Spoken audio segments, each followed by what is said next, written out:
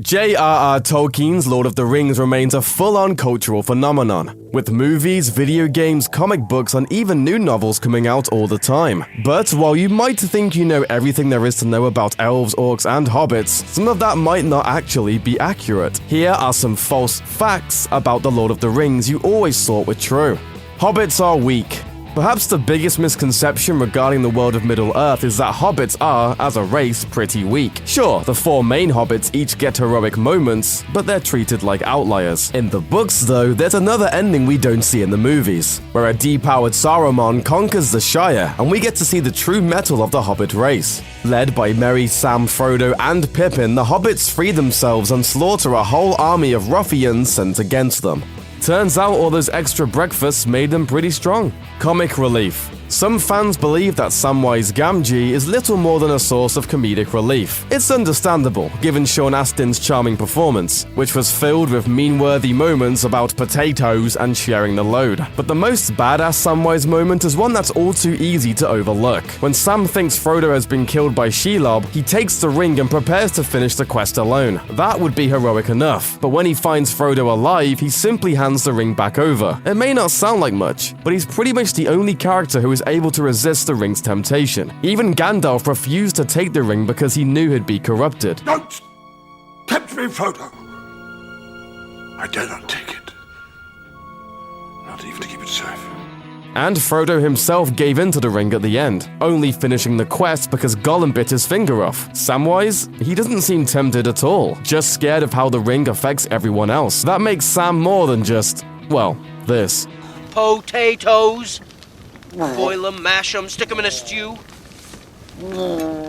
Next stop, Valinor. One of the many endings in the Return of the King movie shows Frodo and Gandalf taking a fateful boat trip. They're heading off to Valinor, the legendary heaven on Middle-earth, where the gods live in harmony with their immortal children, the elves. Heading to Valinor or staying with Aragorn was the choice Arwen had to make, remember? So you are justified in assuming that getting to heaven is probably a pretty difficult thing to do. But in fact, it's pretty much as easy as just building a boat and sailing there, which is exactly what Legolas and his hetero life partner Gimli do in the books in order to join their departed friends. That doesn't seem so hard. Get rich or die trying. Fans of the film can be forgiven for thinking that when you lose the one ring, you instantly age. After all, Bilbo seems hale and hearty during his birthday celebration at the beginning of the Fellowship of the Ring, but when we see him at the end of Return of the King, he's a shriveled old man. But in fact, it's exactly the opposite. After all, Gollum has been alive for centuries thanks to the ring's power, surviving for several decades after losing the ring to Bilbo. The ring doesn't age you, it extends your life. So why does Bilbo look so feeble after giving up the ring? Well, turns out the movie forgot to mention the simple fact that there's actually a 20-year gap between the opening and closing scenes of the trilogy. So Bilbo's aging is simply due to the natural passage of time. Thanks for confusing everyone, movie. Helm's Deep. Among die-hard Lord of the Rings fans, there are 4 words almost guaranteed to inspire blind rage. Elves at Helm's Deep. This, of course, was a major part of the climax of the Two Towers movie, with a small company of elves arriving to help the humans drive off a huge army of invading orcs. But not only is this not in the books, it runs directly counter to one of the main themes of the books, which is the decline of elves, who are sailing off to Valinor and leaving the affairs of the mortal world behind. Frankly, if the elves cared enough about the world to get involved at Helm's Deep, they probably could have prevented Sauron's return in the first place, only they weren't really paying any attention. The Great Eye. If it weren't for Sauron being a giant eyeball, the internet would never have had one of its more enduring and beloved memes. But that whole giant eyeball thing is a creation of Peter Jackson, who used it to make the implicit threat of Sauron more explicit. In fact, while Sauron doesn't physically show up in the books either, Tolkien's letter indicated that Sauron did, in fact, have a physical form at the time of the Return of the King. We don't know exactly what he looked like, but chances are it was less like a giant eyeball and more like, Michael Fassbender or something. Old Man Aragorn. Thanks to Viggo Mortensen and the face that launched 1,000 fanfics, it's easy to take Aragorn's age at face value. After all, Mortensen was 43 years old when Fellowship of the Ring came out, and it seemed a reasonable age for a seasoned warrior who can still kick major butt. However, the character of Aragorn is actually nearly 90 at the time of the movies, eventually living to be 210 before passing away in super slow motion. Of course, this wasn't really discussed much in the movies, though a deleted scene from Two Towers pretty much explains the whole thing. You are one of the Dunedain, a descendant of Numenor, blessed with long life. It was said that your race had passed into legend. There are few of us left. The Northern Kingdom was destroyed long ago. Faramir is a jerk. When Faramir captures Frodo and Samwise and almost delivers them to his creepy dad, it kind of makes sense, because after all, he is Boromir's brother, and Boromir was seduced by the dark side of the Force. No. But as fans of the books well know, Faramir is actually nothing like his brother. In the original story, Faramir figures out what Frodo and Sam are doing, and rather than taking the ring and turning them over to his exceptionally creepy dad, Come, sing me a song. Faramir actually helps them on their journey, and isn't tempted by the ring at all. Thanks to Peter Jackson though, tens of millions of viewers think Faramir is just another jerk. No Man's Land. One of the most powerful and progressive moments from Return of the King is when Éowyn the Shield Maiden defeats the Witch King. The Witch King feels pretty confident because of a prophecy that basically says no man can kill him, at which point Éowyn does the most epic of mic drops. I am no man.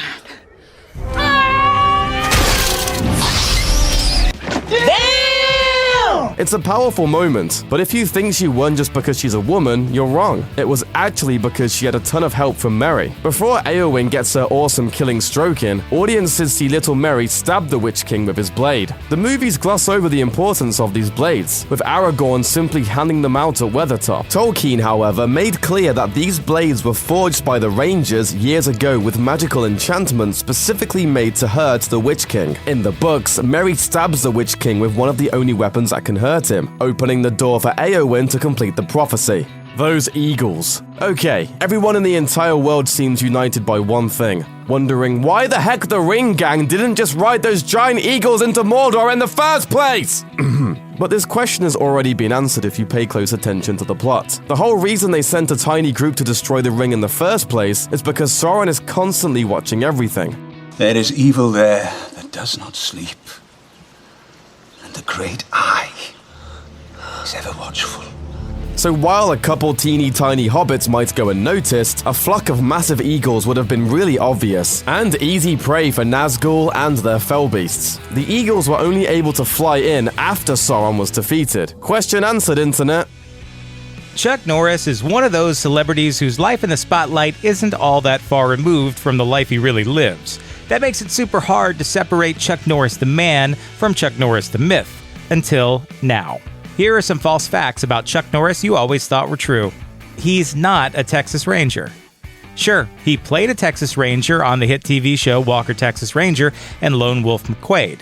But you probably didn't know that he's an actual Texas Ranger in real life. True, unlike his characters, Norris has probably never actually stopped a gunfight by driving a buried truck out of the ground.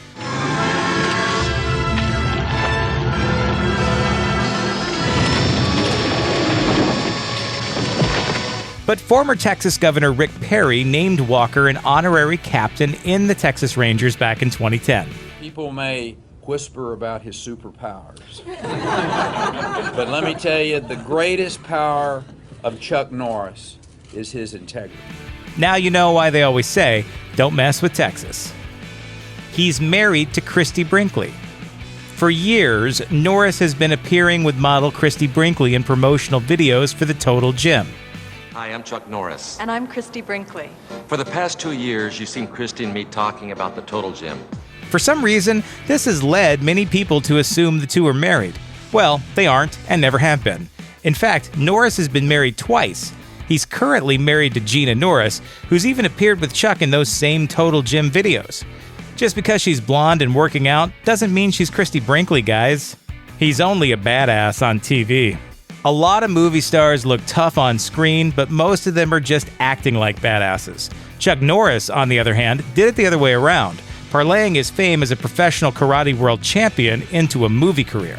According to Norris, he was the 6-time undefeated world professional middleweight karate champion starting in 1968, which eventually led to his breakthrough film role opposite fellow martial arts legend Bruce Lee.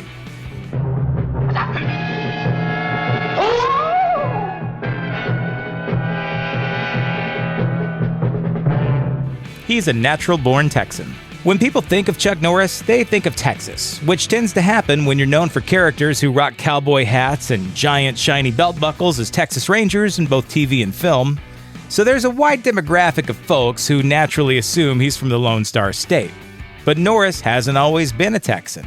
In fact, the man the world knows as Chuck Norris was actually born Carlos Ray Norris on March 10, 1940, in Ryan, Oklahoma. But Norris has since moved south of the border and now resides on a ranch near Houston. Sorry, Sooners. He's a natural-born athlete. You might assume someone as accomplished as Norris was just naturally gifted. But according to Norris, he's a self-made man who became a legend through hard work. He told the New York Times that in school, he was bullied because his father was Cherokee. There were taunts by kids about being a half-breed. I had very low self-esteem. And I used to daydream about being strong and being able to handle myself, to beat up the bullies. After high school, though, he joined the military and was sent to Korea, where he began studying Tang Soo Do and Taekwondo, building up his mind and body to the point where nobody would ever be able to bully him again. He's all brawn and no brain. Yeah, he's tough. That's what made him famous. Chuck Norris also has an active mind, and he's not shy about speaking it. In fact, he has written roughly 2 to 3 opinion articles a week for the Christian conservative website WorldNet Daily, where he shares his sometimes controversial views on American life. He loves Chuck Norris jokes. Sure, Norris has made his peace with the whole Chuck Norris facts internet meme, even sanctioning his own official facts book in 2009. But he wasn't always so cool with it. Back in 2007, in fact, Norris even filed a lawsuit against Brown University student Ian Spector, who tapped into the craze by publishing The Truth About Chuck Norris, 400 Facts About the World's Greatest Human. Norris eventually dropped the lawsuit, saying in his book that, "I love to laugh, as do most people," spoken like someone with a true sense of humor. You were bitten by a king cobra? Yeah, I was. But after 5 days of agonizing pain, the cobra died. His best days are behind him. Between his infomercials and opinion blogs, you might have the impression that Norris's days as a fighter and actor are in the past. Norris is still setting out to prove that his best days aren't behind him. Though his competitive fighting career is long over, Norris continues to develop his patented Chuck Norris system, an open-source martial arts style that cherry-picks philosophy, training, and fighting techniques from other martial arts. And though he's only appeared in one film since 2005, he's attached to the upcoming anti-poaching action flick Blood Brothers. So don't count Norris out just yet, because we all know what happens to people who underestimate Norris. And this one's for me.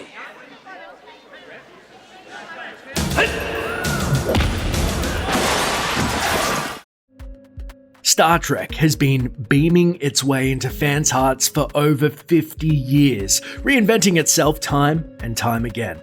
You know, 1966, 79 episodes, about 30 good ones. Most fans think they know everything there is to know about Starfleet's finest, but sometimes fans absorb ideas about Trek from pop culture that simply aren't true. So, what's real? What's just another invasive mind probe? And what are just a bunch of lies told by Q? Here are some false facts about Star Trek you always thought were true. Beam me up, Scotty. If there is one catchphrase Star Trek is best known for, it's "Beam me up, Scotty." Beam me up, Scotty! Despite the prominence of this phrase, and even actor James Doohan using it as the title of his autobiography, the simple truth is that Kirk never said it. At least, he never said it exactly. Beam us up. You may beam us aboard. Beam me up. You'll never find the exact phrase, "beam me up, Scotty," in any official Star Trek show or movie, but it does occasionally pop up in Star Trek novels and other media. This misquoted phrase can join the one never actually uttered by Data's favourite detective, Sherlock Holmes. Elementary, my dear Watson. Next Generation was the first sequel. Most fans regard Star Trek: The Next Generation as the first legit sequel to the original Star Trek, both in spirit and continuity. However, it turns out that there was an entire galaxy of adventures that plenty of people were simply unaware of until it popped up on their Netflix queue. Years after the original Star Trek stopped producing new episodes, there was an animated series of completely new adventures, voiced by almost the entire original cast. Most of the episodes are even considered as part of the Star Trek story canon, with later live-action Trek episodes referencing animated events. The animated series lasted 2 seasons and was nearly replaced a few years later by another live-action series called Star Trek Phase 2. Instead, Paramount determined their pilot would make a better movie, and this, combined with their runaway success of Star Wars at movie theaters at the time, sent Star Trek to the big screen instead. Fans forgot about the cartoons and the series that almost was, leaving The Next Generation as the third planned sequel series rather than the first. Picard followed orders. One of the reasons that fans so passionately debate the superior captain, Kirk versus Picard, is that the characters seem completely different, and that's no mistake. Picard is quiet and diplomatic in scenarios where Kirk would be a loud cowboy, and Kirk would probably never discuss Shakespeare with an android when he could share a stiff drink with a country doctor instead. Because of this pointed contrast, many people simply assume that Picard is a stickler for the rules, especially the main rule of Starfleet, the Prime Directive, which basically states that you should never seriously interfere with aliens who aren't as advanced as you. Basically, he doesn't take any nonsense. Sir, I know this may finish me as an acting ensign, but... Shut up, Wesley! But believe it or not, Picard is way more reckless than Kirk. Take the season 4 episode, The Drumhead, for example. Would it surprise you to learn that you have violated the Prime Directive a total of 9 times since you took command of the Enterprise? I must say, Captain, it surprised the hell out of me. 9 times. And he was just getting started. This includes saving hapless Wesley Crusher from a death sentence for breaking a greenhouse on a planet of aliens with bad hair, and allowing Data to save his alien pen pal's planet from complete destruction. So, much like Kirk, Picard doesn't usually hesitate to bend the rules when he feels there's more at stake than bureaucracy. Spock is emotionless. Because Spock is a Vulcan driven entirely by logic, he often presents himself as being free of emotions. Except he's totally not. Part of the reason is that Spock is actually half human, and as you can probably tell by the comments on this video, humans are an emotional mess. But in truth, Vulcans have very intense emotions that they choose to bury because of their beliefs. Even Spock's all-Vulcan half-brother Sybok crusaded against Vulcan emotional suppression. As for Spock, there was the time he accidentally got high from an alien plant and had an emotional hookup with one of the natives. Another time he freaks out because he realizes he enjoyed eating meat. I'm behaving disgracefully. I've eaten animal flesh and I've enjoyed it. What is wrong with me? Later, he cries softly when he realizes that the intelligent space probe V'Ger is experiencing the emptiness that Spock once felt. So, contrary to popular belief, Spock totally gets the feels. It's a theme that would be repeated with characters in nearly every Trek series, from Voyager's 7 of 9 to The Next Generation's Data.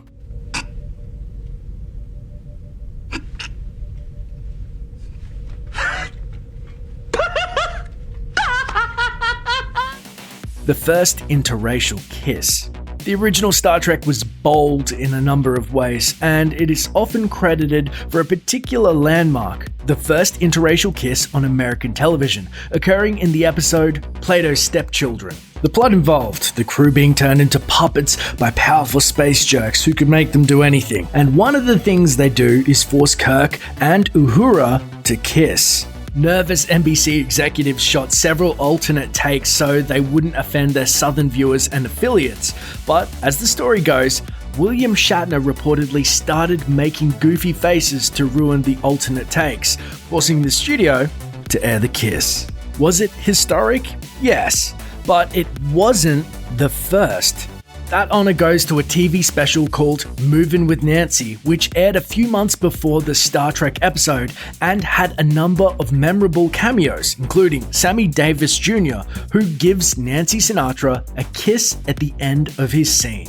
Nobody uses money. Casual fans generally believe that there is no money in the 23rd and 24th centuries, mostly because of the words of the captains themselves. The economics of the future are somewhat different. You see, money doesn't exist in the 24th century. Could we have that to go, please? Sure. Who gets the bad news? Don't tell me they don't use money in the 23rd century. Well, we don't. Seems pretty clear-cut, right? Except plenty of episodes of Star Trek prove this wrong. Kirk offers to pay some grubby miners to settle a dispute, and the crew later buys tribbles with what seems to be some form of currency. 10 credits apiece is a very reasonable price. Now you can see for yourself how much the lovely little lady appreciates the finer thing. 1 credit apiece. About 100 years later, Dr. Crusher casually buys some crap from a marketplace and sends the bill to the ship. Later, the Federation participates in an auction for a stable wormhole, and the whole crew on Deep Space Nine regularly buys drinks, rents holosuites, and gambles at Quark's bar. So maybe it's safer to say that Earth and even the Federation is a post-scarcity society, but applying that idea to the whole galaxy, well, that's just bad business. Troy was always an empath. In addition to making fans' hearts flutter by wearing a variety of non-regulation uniforms, ship counselor Deanna Troi is an empath. She's able to read the emotions of others. It seemed perfect that the ship's resident shrink was able to directly connect with people's feelings, so most fans assumed that this was the power she was originally designed to have. The truth is a bit more complicated. Originally, Troi was meant to have full telepathy, which is clear in the pilot episode. Can you still sense my thoughts? In later episodes, Troy's powers were changed to give her empathic abilities, partially because actress Marina Sirtis disliked the emotional soliloquies that she had to recite because she was able to read people so clearly. Having someone who could completely read minds also presented storytelling issues, since it's tough to maintain a mystery when one character can read everybody else's thoughts. I'm sensing someone tying me down to a bed? It's probably nothing. We should probably just change course. Nonetheless, the showrunners struggled with working around her powers. Writers dropped her from a few first season episodes and nearly cut the character altogether. That wasn't the only bullet Troy dodged. Originally, her character was supposed to have a few extra breasts.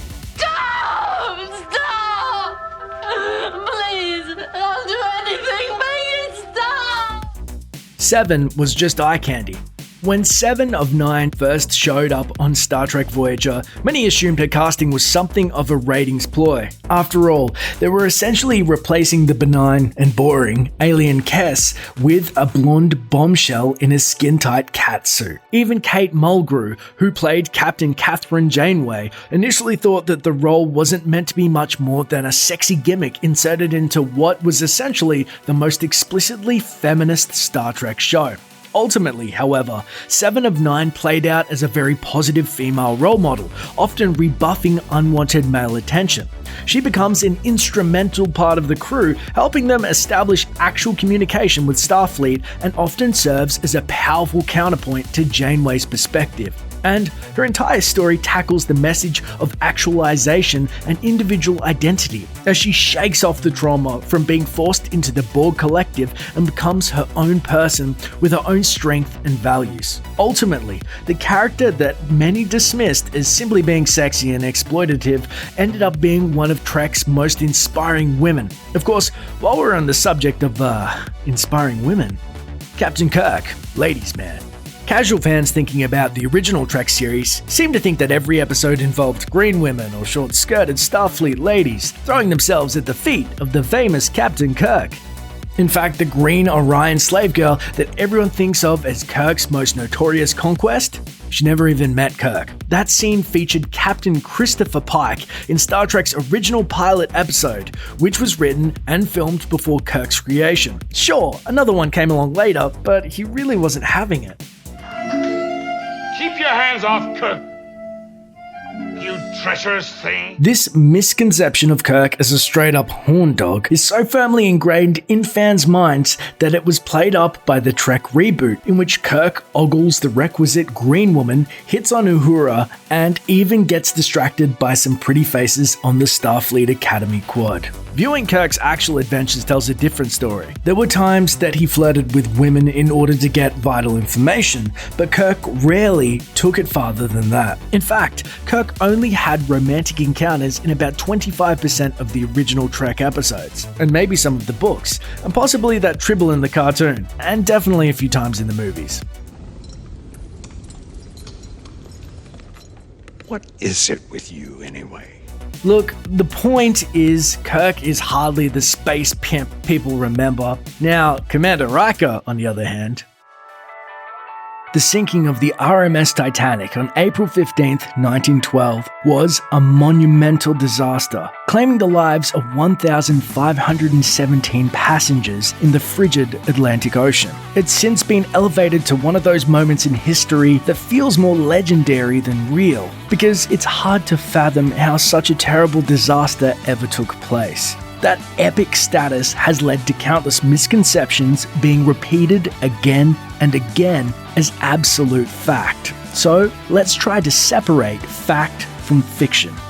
Lifeboat lies. Let's start with one of the biggest mistakes people make when they think of the Titanic. The myth that there weren't enough lifeboats for all of its passengers because the White Star Line was run by greedy corporate jerks who didn't think the ship would sink anyway. The idea is that they cut corners on safety because who wants to spend money on lifeboats for an unsinkable ship? In actuality, the White Star Line had gone above and beyond the legal requirements for the number of lifeboats on the Titanic. At the time she was built, Titanic was bound by the laws that had been put in place at the end of the 19th century, which declared the number of lifeboats on a vessel should be based on the ship's gross tonnage, not the number of passengers it was carrying. Since Titanic's weight was 46,000 tons, the ship was only required to have lifeboats that could safely hold 1,060 people. Titanic exceeded that by providing enough lifeboats to fit 1,178 people. Perhaps not comfortably, but still. It was only after the Titanic sank that both the British and American governments took a good hard look at the regulations, and the British Commissioner lodged an official recommendation that the number of lifeboats be based on the number of people on board the ship rather than a weight. World record. It's often repeated that the crew of the Titanic weren't just crossing the Atlantic, but they were trying to do it in record time to win the Blue Ribbon. The prisoner's the size of Titanic. Now I want them to marvel at her speed. We must give them something new to print. But Titanic wasn't trying to set a speed record at all, and we know that because when she hit the iceberg, and for much of the journey, all of her boilers hadn't even been lit. Also, the route she was taking wasn't right for a race anyway. By the time she set sail, they were well-defined routes and shipping lanes across the Atlantic. She was following a southern route which ran in about 200 miles longer than the northern one. Besides, White Star had a strict policy of slow and steady. That was mainly to cater to their first-class passengers and to make the trip as smooth as possible, because Titanic was, first and foremost, the picture of luxury. Doom and gloom.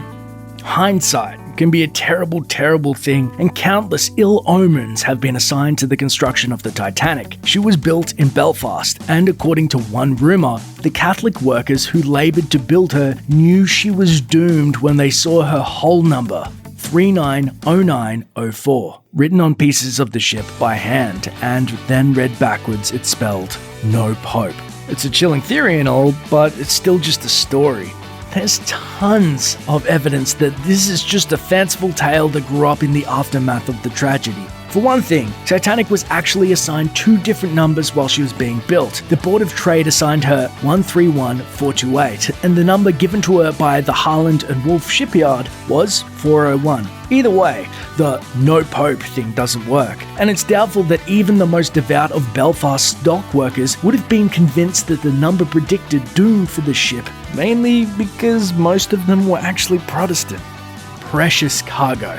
Another myth that often crops up when people start looking for a reason for what happened is that the Titanic was carrying some kind of Egyptian mummy and a curse, or that she was weighed down with a gold bullion. Neither of these things were true though. The mummy legend was first written by a London journalist named William Thomas Stead, who wrote a story about a mummy that had been removed from her tomb in Egypt and taken to London, where she brought destruction to everyone in her path. Stead linked the story to a very real mummy that sat in the British Museum, belonging to a priestess of Amun. So, when Stead suggested that the mummy was a cursing machine, people ran with it, and when he later died on the Titanic, the mummy legend became linked with the sinking ship. But the mummy in question still rests peacefully in the museum, so that's one myth busted. There was also no gold bullion on the Titanic, and we know this particularly because we have the cargo manifests, partially because no claim was ever issued, and partially because the ship that was actually carrying that gold was the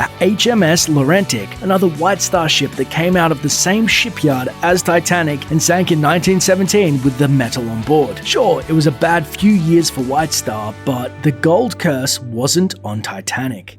Bubbly break. Another legend that's made the rounds is that when Titanic was launched and christened, the champagne bottle smashed against her hull didn't break. It's thought to be bad luck when that happens, and a sunken ship killing thousands is pretty much the definition of bad luck. Thing is, no champagne bottle was ever broken or not broken on Titanic's hull, because White Star never did the launching ceremony with any of their ships. The process of getting the ship out of dry dock and into water is impressively complicated enough, and White Star apparently didn't buy into any pomp and circumstance or care about appeasing any ocean gods. Of course, given their track record, maybe they should have. Cross-dressing salvation. Another rumor that's held water over the years is that one male passenger dressed up as a woman to secure a seat on a lifeboat. Not only is this one not true, but it ruined the life of a man who was said to have done it. According to William T. Sloper, he escaped in a lifeboat because he was simply in the right place at the right time. There weren't enough women and children to fill the lifeboats, so whoever was there got in and launched. Other eyewitnesses' reports verify that that's exactly what happened, except for tabloid pioneer William Hearst, who never let the truth get in the way of a sensational story that would sell more papers. His journalists ran another story claiming that Sloper had disguised himself as a woman to get on board. Sloper could never live it down and was called Skirts for the rest of his life. He even had to build a wall around his house to keep the curiosity seekers away, and the whole thing seemed to add insult to injury. This only proves that something doesn't have to be the truth to be repeated as such. And while we're on that subject, Captain Cook. Let's talk about the sad tale of the Titanic's captain, Edward Smith. There's a whole lot of stories about him and how he contributed to the disaster, from pushing for the speed record we've already debunked to ignoring warnings about icebergs. Smith didn't ignore iceberg warnings, he had them all posted in the chart room. He's often accused of having failed his navigation test, and that one, at least, is true. While yes, he failed once upon a time, he eventually passed the test with flying colours in 1888. After that, he went on to be a successful captain. He was called the Millionaire's Captain because he was so good at his job that most anyone who could afford to request a certain captain chose him. As for the stories that he committed suicide before the ship sank, it's uncertain as to how he spent his last moments, but some of the final eyewitness reports of his activities place him on the bridge about 7 minutes before the ship sank, meaning that however he died, we know that he did choose to go down with his ship. Sent to steerage. As myth and the movie would have it, third-class passengers were locked below while first-class passengers boarded their lifeboats. And when you look at the numbers, it seems logical that this horrible fact would be true. While the majority of first-class passengers survived, including a third of the men and almost all the women and children, most of the third-class passengers died. Popular belief dictates that poorer people were locked below to save the lifeboats for the rich, but it's not exactly true. Survivor testimonies like the one from Irishman Daniel Buckley, who resided in the third-class cabins, contest this theory. Women and children.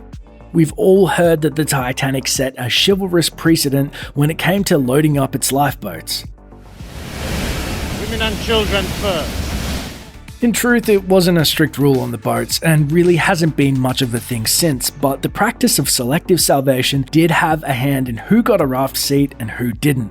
There were two different men managing the lifeboats on each side of the Titanic. On the left, life rafts were overseen by Second Officer Charles Lightoller, who took the captain's orders seriously, and as a result, there were almost no male passengers saved on his side. On the right was First Officer William Murdoch, who was in charge. He took a slightly different approach, which was still to put women and children on first. However, if there were no more waiting and ready to go, the men were ushered on. In the end, Murdoch and his flexible interpretation saved 62 more lives. In the ship's final moments, Lightoller jumped into the water and was the last survivor, picked up by the Carpathia. Murdoch's body, meanwhile, was never recovered. The idea of women and children first was around before Titanic, but it was the shipwreck that firmly entrenched the idea into maritime law. So, how have we done since then? In a study of 18 shipwrecks and 15,000 passengers involved, children had only about a 15% chance of surviving. Adult men, twice as likely to live as their female counterparts. Titanic was an exception in another bit of maritime law too, as her captain died with her. Look at those same 18 wrecks and you'll find that the captain and crew had a 61% chance of seeing the sun rise, while their male passengers only had a 37% chance. So yeah, happy sailing everybody.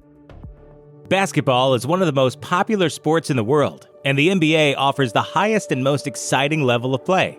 After being around for more than 7 decades, a great deal of lore and legend has grown up around the NBA, which has led to a number of misconceptions. Here are some false facts about the NBA you always thought were true. Major distractions. Fans sitting behind the opponent's basket scream, shout, and wave their arms or objects to psych out free throw shooters. It's a fun ritual, but it doesn't really do any good.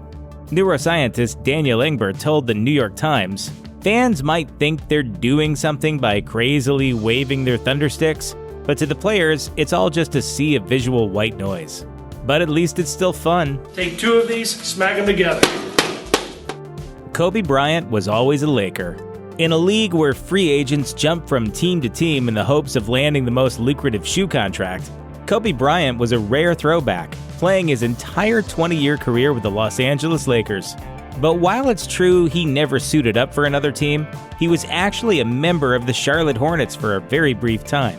In 1996, it was the Hornets who selected Bryant with the 13th pick in the draft, before turning around and immediately trading him to the Lakers. With the 13th pick in the 1996 NBA draft, the Charlotte Hornets select Kobe Bryant from Lower Merion High School.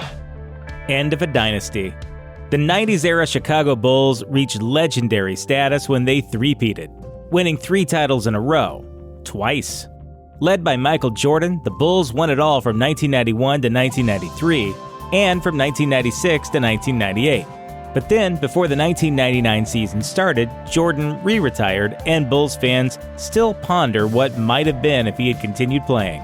However, statistics indicate 1998 was likely the end of the era either way. After all, Jordan did return for the Washington Wizards in 2001 and delivered the lowest points per game of his career. Scottie Pippen was also on the downswing, with each year successively worse until his retirement in 2004. And Dennis Rodman only played 35 games after Jordan's retirement. With an aging core, what the Bulls needed to keep going was strong young players, but they didn't have them. The 1998-99 Bulls had rookies like Corey Benjamin, Corey Carr, Cornell David, and Charles Jones. None of them played more than 4 seasons in the NBA or amassed a lifetime points per game average above 5.5. In short, their time was up either way.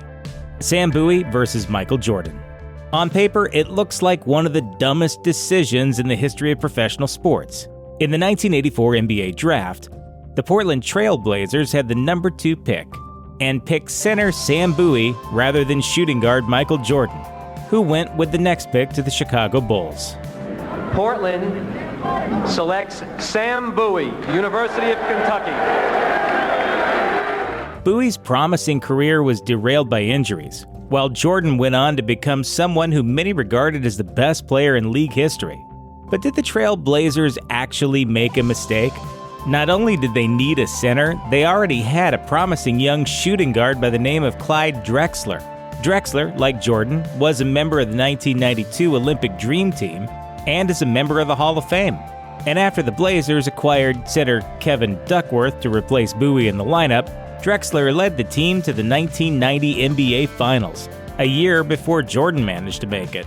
Hindsight may be 20/20, but in this case, it's also wrong. Jay-Z owns the Brooklyn Nets. It seems like Jay-Z has everything. Mad flow, platinum records, millions of dollars, Beyonce. He even owns the Brooklyn Nets. Except that's one of the few things Jay-Z actually doesn't have. He may be an extremely wealthy musician and entrepreneur, but professional sports franchises are too rich even for his blood. At one point, Jay-Z owned just 1/15 of 1% of the Nets, for which his buy-in was reportedly a relatively paltry $1 million. Jay-Z sold his share in 2013, and while he no longer owns a piece of the team, he does have a piece of the place where it plays. The Brooklyn Nets take the court at Barclays Center, of which Jay-Z owns 1/5 of 1%. Disney Magic. The Orlando Magic hit the court in 1989, the first major American pro sports franchise in the Orlando area, a place which is famous worldwide as the home of Walt Disney World's Magic Kingdom. But the Magic weren't actually named for Disney. Nope. In the mid-1980s, Orlando businessman Jim Hewitt and ex-Philadelphia 76ers GM Pat Williams were looking to drum up support for a possible franchise. So they got the Orlando Sentinel to hold a contest to name the team. The finalists from over 4,000 entries were the Tropics, the Juice, the Heat, and the Magic. Before the naming committee met to pick a winner, Williams' daughter, Karen, who was 7 years old at the time, came to Orlando for a visit and told her dad that she liked Orlando because it was like magic. Williams passed this anecdote on to the committee, and the rest is NBA history. Sorry, Mickey. The flu game.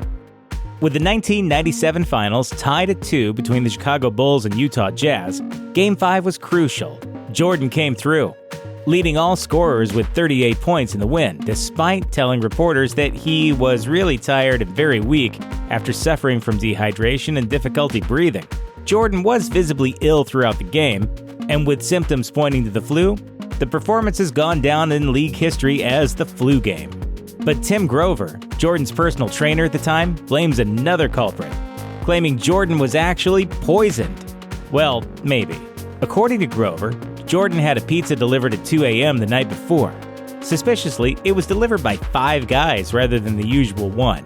Only Jordan ate the pizza, and he became immediately sick, curled up in the fetal position all night. Whether or not he was intentionally poisoned, or just had some bad pizza, or was suffering from something else, like altitude sickness, one thing everyone agrees on is that Jordan didn't have the flu. It's all about desire. You just got to come out here and do what you got to do. We wanted it real bad, you know, and me as a leader, I had to come out and do my best. 100 points. On March 2nd, 1962, the Philadelphia Warriors hosted the New York Knicks in Hershey, Pennsylvania, and beat them 169-147. Wilt Chamberlain led all scorers with a record-setting 100 points. It certainly seems like an impressive feat, but was it really? The game wasn't particularly competitive, as the Warriors were an elite playoff team and the Knicks were bottom dwellers. Once the Warriors realized Chamberlain had a chance at setting the scoring record, they began feeding him the ball on nearly every possession, leading to Chamberlain taking an insane 63 shots, in addition to an equally ridiculous 32 free throw attempts. And neither team played any defense, with the teams combining for a ridiculous 316 points, in what amounted to more of an exhibition game than a true sporting event. Sorry, Wilt. Queen is remembered as a legend of rock for a reason. They're amazing, and they changed music forever. But there have been a lot of misconceptions about the band over the years. Here are some false Queen facts you may have thought were true. It's true that Freddie Mercury was an intensely private person, but he wasn't exactly closeted like many people assumed. According to the biography Somebody to Love, Mercury didn't go to gay bars in disguise. He went openly and was often seen in public wearing a t-shirt from a London gay club. He didn't lie when asked about his sexuality in interviews either. According to journalist Tim Tiemann, Mercury told New Musical Express as early as 1974 that he was, quote, as gay as a daffodil. According to the Daily Beast, Jim Hutton, who had a 7-year relationship with Mercury, summed it up like this: "We both thought our relationship and being gay was our business." Mercury had 4 extra teeth on top of his mouth, which is what caused the extreme overbite he's famous for. According to Ultimate Classic Rock, he was so self-conscious about his overbite that he would often cover his mouth when speaking, and yet he never had them fixed because he thought his teeth were the secret to his astonishing singing voice. Most experts believe, though, that Mercury had it wrong. A person's teeth don't really have much to do with his or her singing voice. He did, however, have other qualities that are unusual in a singer. According to Scroll In, he was likely a baritone, but he sang as a tenor with incredible control. He was able to access his false vocal cords, which most people don't use for speech or singing, and this gave his voice that famous Freddie growl.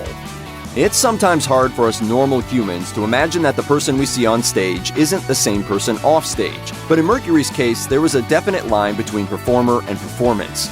He knew exactly how to work a crowd, and he was just as famous for his strut as he was for his singing voice. So a lot of fans believe the larger-than-life person they saw on stage must have had an outsized ego. But most of the people who knew Mercury said his ego vanished when he was off stage. Former Queen roadie Peter Heinz told Louder that the arrogance and strut were just part of the act, saying, "People talk about Freddie and his ego, but his ego was not as big as people think. It was all persona. He could make fun of himself. He wasn't necessarily the prima donna that everybody thought he was." Queen's I Wanna Break Free video featured the entire band dressed in drag, and when it was released in 1984, Americans did a lot of gasping and pearl clutching.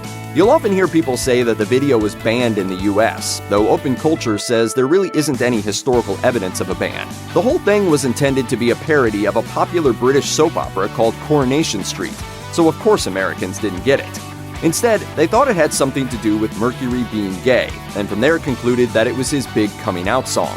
The truth is that the song had really nothing to do with Mercury, apart from the fact that he was the one singing it. It was actually bassist John Deacon who wrote the song, and he meant for it to be a comment on women's rights.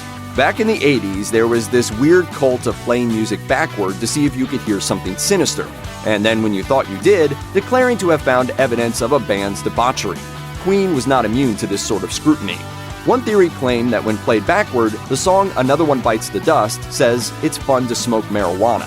But according to the Salt Lake Tribune, that's not true. Most backmasking, as it's known, is just the power of suggestion. In an experiment, subjects who listened to Another One Bites the Dust backward weren't able to pick out the so-called subliminal message until the researchers told them what they were supposed to be looking for. Busted. Queen's Live Aid performance is widely recognized as one of the greatest live performances of all time. Somehow, this seems to have led to a myth that the band had basically fallen apart until they showed up at Live Aid and reminded everyone how awesome they were. That's all wrong, though. It is true that Queen faced a bit of a decline in the early 80s.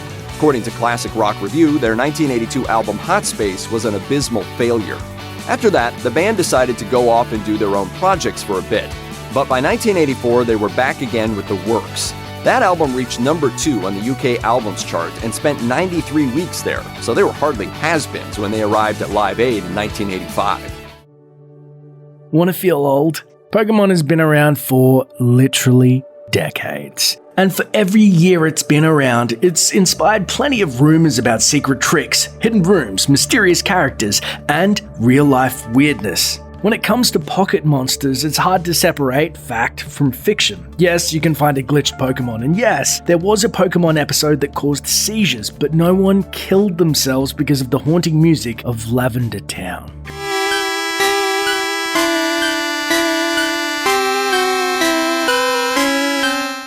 Here are a few more false facts about Pokemon you always thought were true.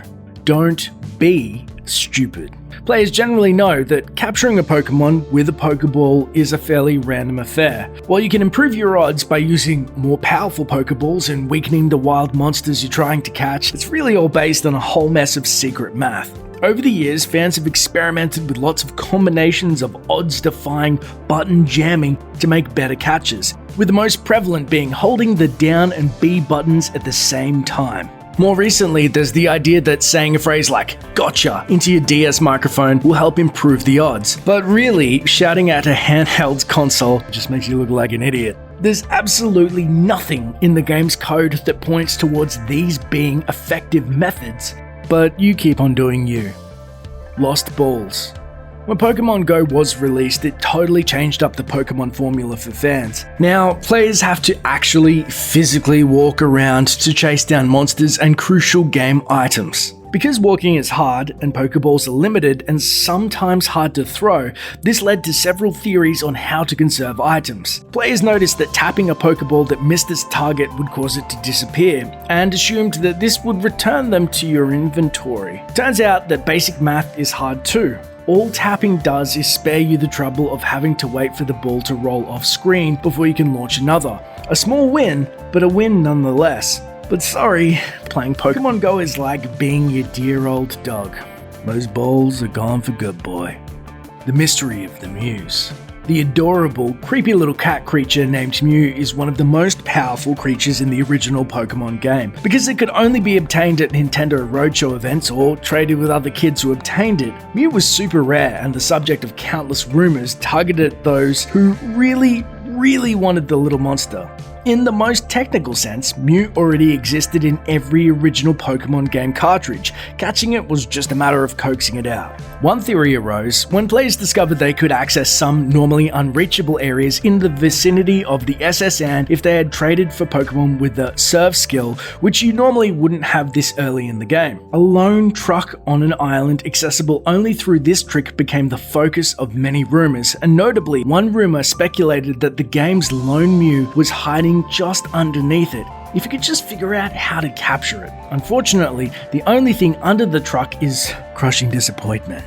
There are some pretty elaborate ways you can glitch the game to cause a wild Mew to appear, but scrounging around under a truck won't do it. The first Pokemon movie also spawned theories over a Mew 3 hidden in the game, based on a single line of dialogue about a theoretical Mew 3 buried in the background of Mew 2's introduction. These humans, they care nothing for me. Congratulations. We've done now. Let's start on Mew 3. A true Mew 3 has never appeared in any Pokemon game, but it doesn't help that people are still pushing the rumor of a Mew 3 even in Pokemon Go. Mew 2 was a total jerk. You can only imagine what a Mew 3 would be like. Bill's Secret Garden. Just like the rumors about the random truck that spawns magical Pokecats, many Pokemon legends center around being able to find your way to normally inaccessible areas like the house of a Pokemon researcher named Bill. Traditionally, the rumors surrounded Bill's backyard, which is usually inaccessible. The guy researches weird Pokemon. There has to be something fun back there, right? The only way to access the mysterious yard is to exploit a glitch, and once you go through the elaborate steps to confuse the game's code, there's nothing there but a bunch of grass. Once again, the only mystery that's left is why anyone believes any Pokemon rumor at all. Plumberchew. Pokemon players collectively squirtled when a 1999 issue of Nintendo Power revealed that, after an elaborate sequence of actions, players could capture their favorite mustachioed plumber brothers and their pet dinosaur in the original Pokemon games. A Pikachu is great and all, but can it unclog your toilet? The Yoshi Dragonite evolution appeared in the April 1999 issue of Nintendo Power, and an elaborate gameplay sequence to capture Luigi appeared on the official Nintendo website. What many players at the time failed to realize was that these tricks were released on April 1st. Nintendo retracted the April Fool's Day story, but some people just wouldn't take no for an answer. It's time to kill the rumor for good. Wild starters. At the beginning of every Pokemon game, you get a starter. The one you choose determines your strategy for the rest of the game because you never encountered the other starters in the wild, despite what the animated series would have you believe. The poor Pokemon you don't pick for your team can only be found through trading with other players, so if you were a lonely kid, you were totally out of luck. This led to decades of rumors about where to encounter wild starters, so socially repugnant players could catch them all without having to use a link cable, or buy 2 Game Boys like some kind of sassy millionaire. No matter what you've heard, it's just not possible to find starters out in the wild unless you're playing Pokemon Go. Hopefully you can make a few actual friends in the process. The entire point of going to school is to learn things. in theory that is. But sometimes those things that are being taught aren't quite true, and that's a huge problem in history classes across the country.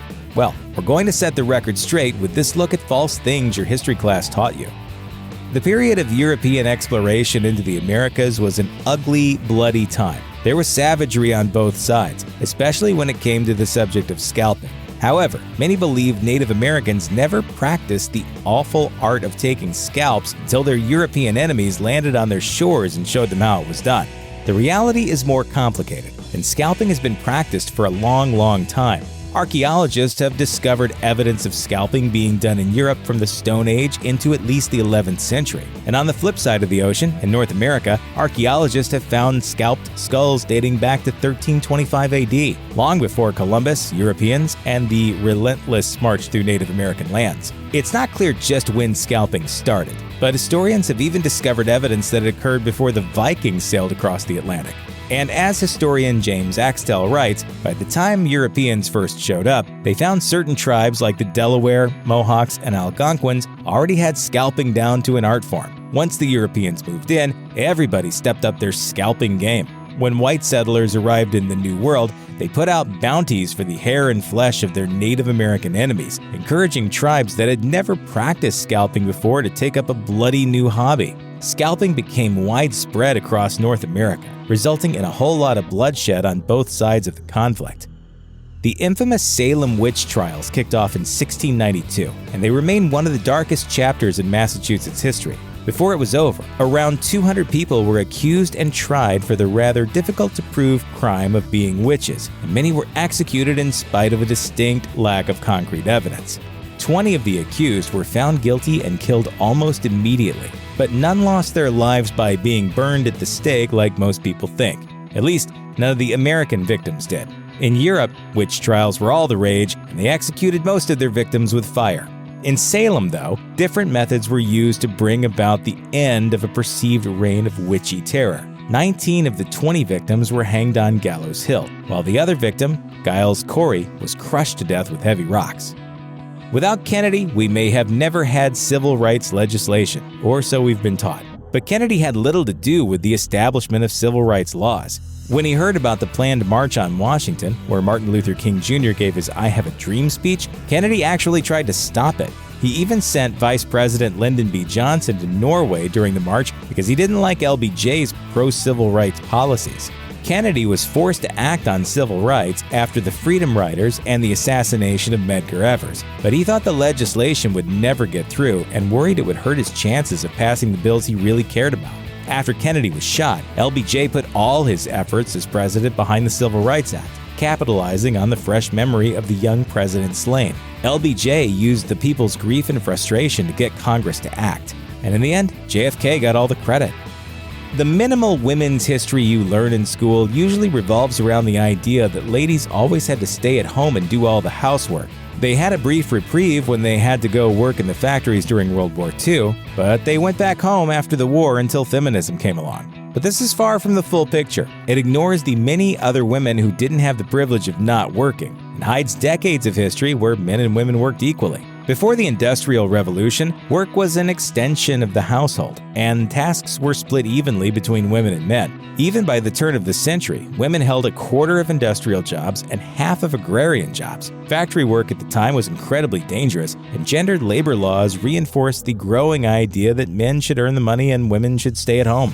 Even into the 50s, though, women workers weren't so rare. Look magazine often profiled female workers, and radio programs talked to so-called career girls who felt women should be able to find meaning and purpose outside the home. Sure, the males on the panels tended to think she wasn't serious about having a career because she occasionally thought of falling in love, but we're not here to debunk the idea that 50s guys had issues. Finally, the career girls got erased from mainstream history until they burned their bras and sang Helen Reddy songs.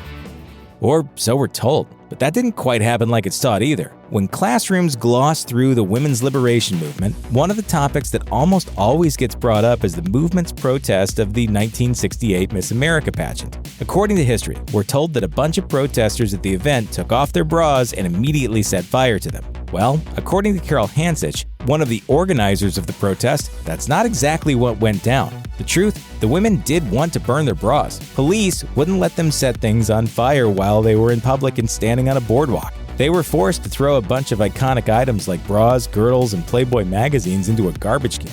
And that was finally set on fire. Hanish told NPR, "The media picked up on the bra part. I often say if they had called us girdle burners, every woman in America would have run to join us." First used in 1792, the guillotine hacked off around 15,000 heads during the French Revolution. It was so efficient, its final kill wasn't until the 1970s. It got its name from Dr. Joseph Ignace Guillotin. But despite what most think, he didn't actually invent the machine. In fact, he didn't even like the idea of capital punishment. But in the early days of the French Revolution, Guillotin hoped to make the death penalty more humane by proposing a machine that could cleanly chop off someone's head in mere seconds, avoiding the prolonged suffering that came with most executions of the era. He pitched this idea in 1789, but the job of actually inventing the device fell to Dr. Antoine Louis, and the construction came thanks to one Tobias Schmidt. The completed product was labeled the Louisette, or the Louisette, after its actual inventor, and was tested on human bodies before claiming its first victim in 1792. However, because Guillotin was the man who originally proposed the idea, and thanks to a popular song incorrectly asserting he was the creator, people soon started calling the device Le Guillotine. Guillotin himself never approved of the use of his name. Although most schools taught us that slavery was solely found in the southern U.S., Southerners didn't actually get a patent on racism. People of the North also have a bad history of owning others. The colonial North thrived on the slave trade in the 1700s. During the Revolution, George Washington even told Northern and Southern colonists alike that they needed to fight the British so they didn't become as tame and abject slaves as the blacks we rule over with such arbitrary sway. By 1804, slavery was abolished in the North, but not all at once. Some states left in provisions to slowly free slaves over time, and as late as 1840, Connecticut still had 17 slaves on the census. In New York City, a fifth of the city's population were enslaved in 1740, and New York had the second highest rate of slave ownership in the country, behind only Charleston, South Carolina. A shocking 42% of the population owned slaves, and slave labor built much of the city. Even during the Civil War, New York City came close to joining the secession after South Carolina. Though the city wanted to side with the South mostly for economic reasons, they still weren't worried about the idea of fighting alongside slaveholders. The Watergate cover-up is possibly the most notorious scandal in U.S. history, and when people recall the incredible events that led to Richard Nixon's resignation, they often picture a mysterious man lurking in the shadows of a parking garage, a secret informant who helped Washington Post reporters Bob Woodward and Carl Bernstein uncover a real-life conspiracy. For years, this undercover agent was known solely as Deep Throat, and this enigmatic figure became a permanent part of the American consciousness. His true identity was finally revealed in 2005 as Mark Felt, the second highest-ranking member of the FBI during the 1970s. But even if Felt had never come forward, Deep Throat would have always been remembered as the mysterious informant that toppled a president, although that's not exactly what happened. While Deep Throat was an important player in the Watergate story, his role in Nixon's downfall has been massively overblown. As it turns out that for the most part, Deep Throat didn't provide Woodward and Bernstein with information they didn't already know. Instead, as Bernstein explained, Deep Throat largely confirmed information we had already gotten from other sources.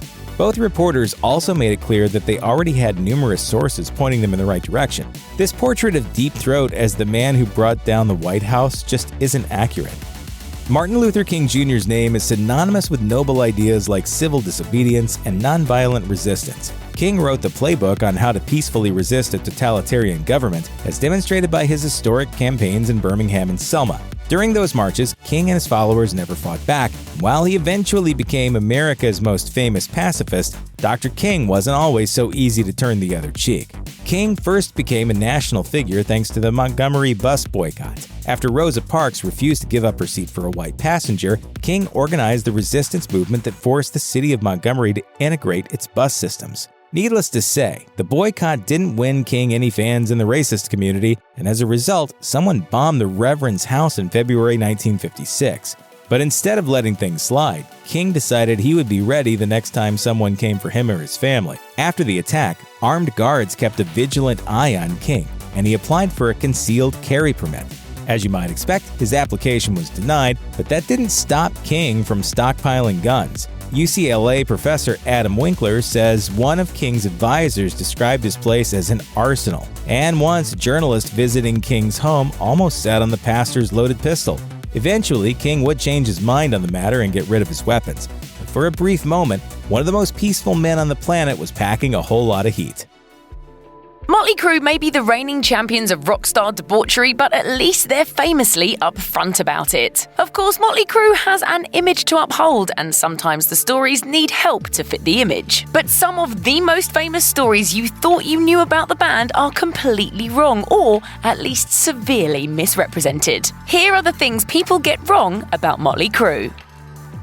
Vince Neil sings, Mick Mars plays guitar, Tommy Lee drums, and Nikki Sixx handles bass duty. Those are the guys who played on Motley Crue's first album, and they're the fearsome foursome that wreaked havoc throughout the band's golden years in the 1980s. The same men wrapped up the last show of their final tour in 2015, so it's easy to think that Crue is like U2, a rare unicorn of a band that has somehow managed to navigate through their career without losing a single member. As Ultimate Classic Rock describes, this isn't exactly true. In fact, Mars and Sixx are the only constant members throughout the band's existence. Motley Crue briefly had a singer called Odin before Neil joined. The most famous Crue member outside the main quartet is another singer, John Corabi. He took over after Neil left in 1992, but was only featured on the band's self-titled 1994 album. Eventually, Neil returned in 1997, and Crue phased Corabi out after an unsuccessful attempt to keep him in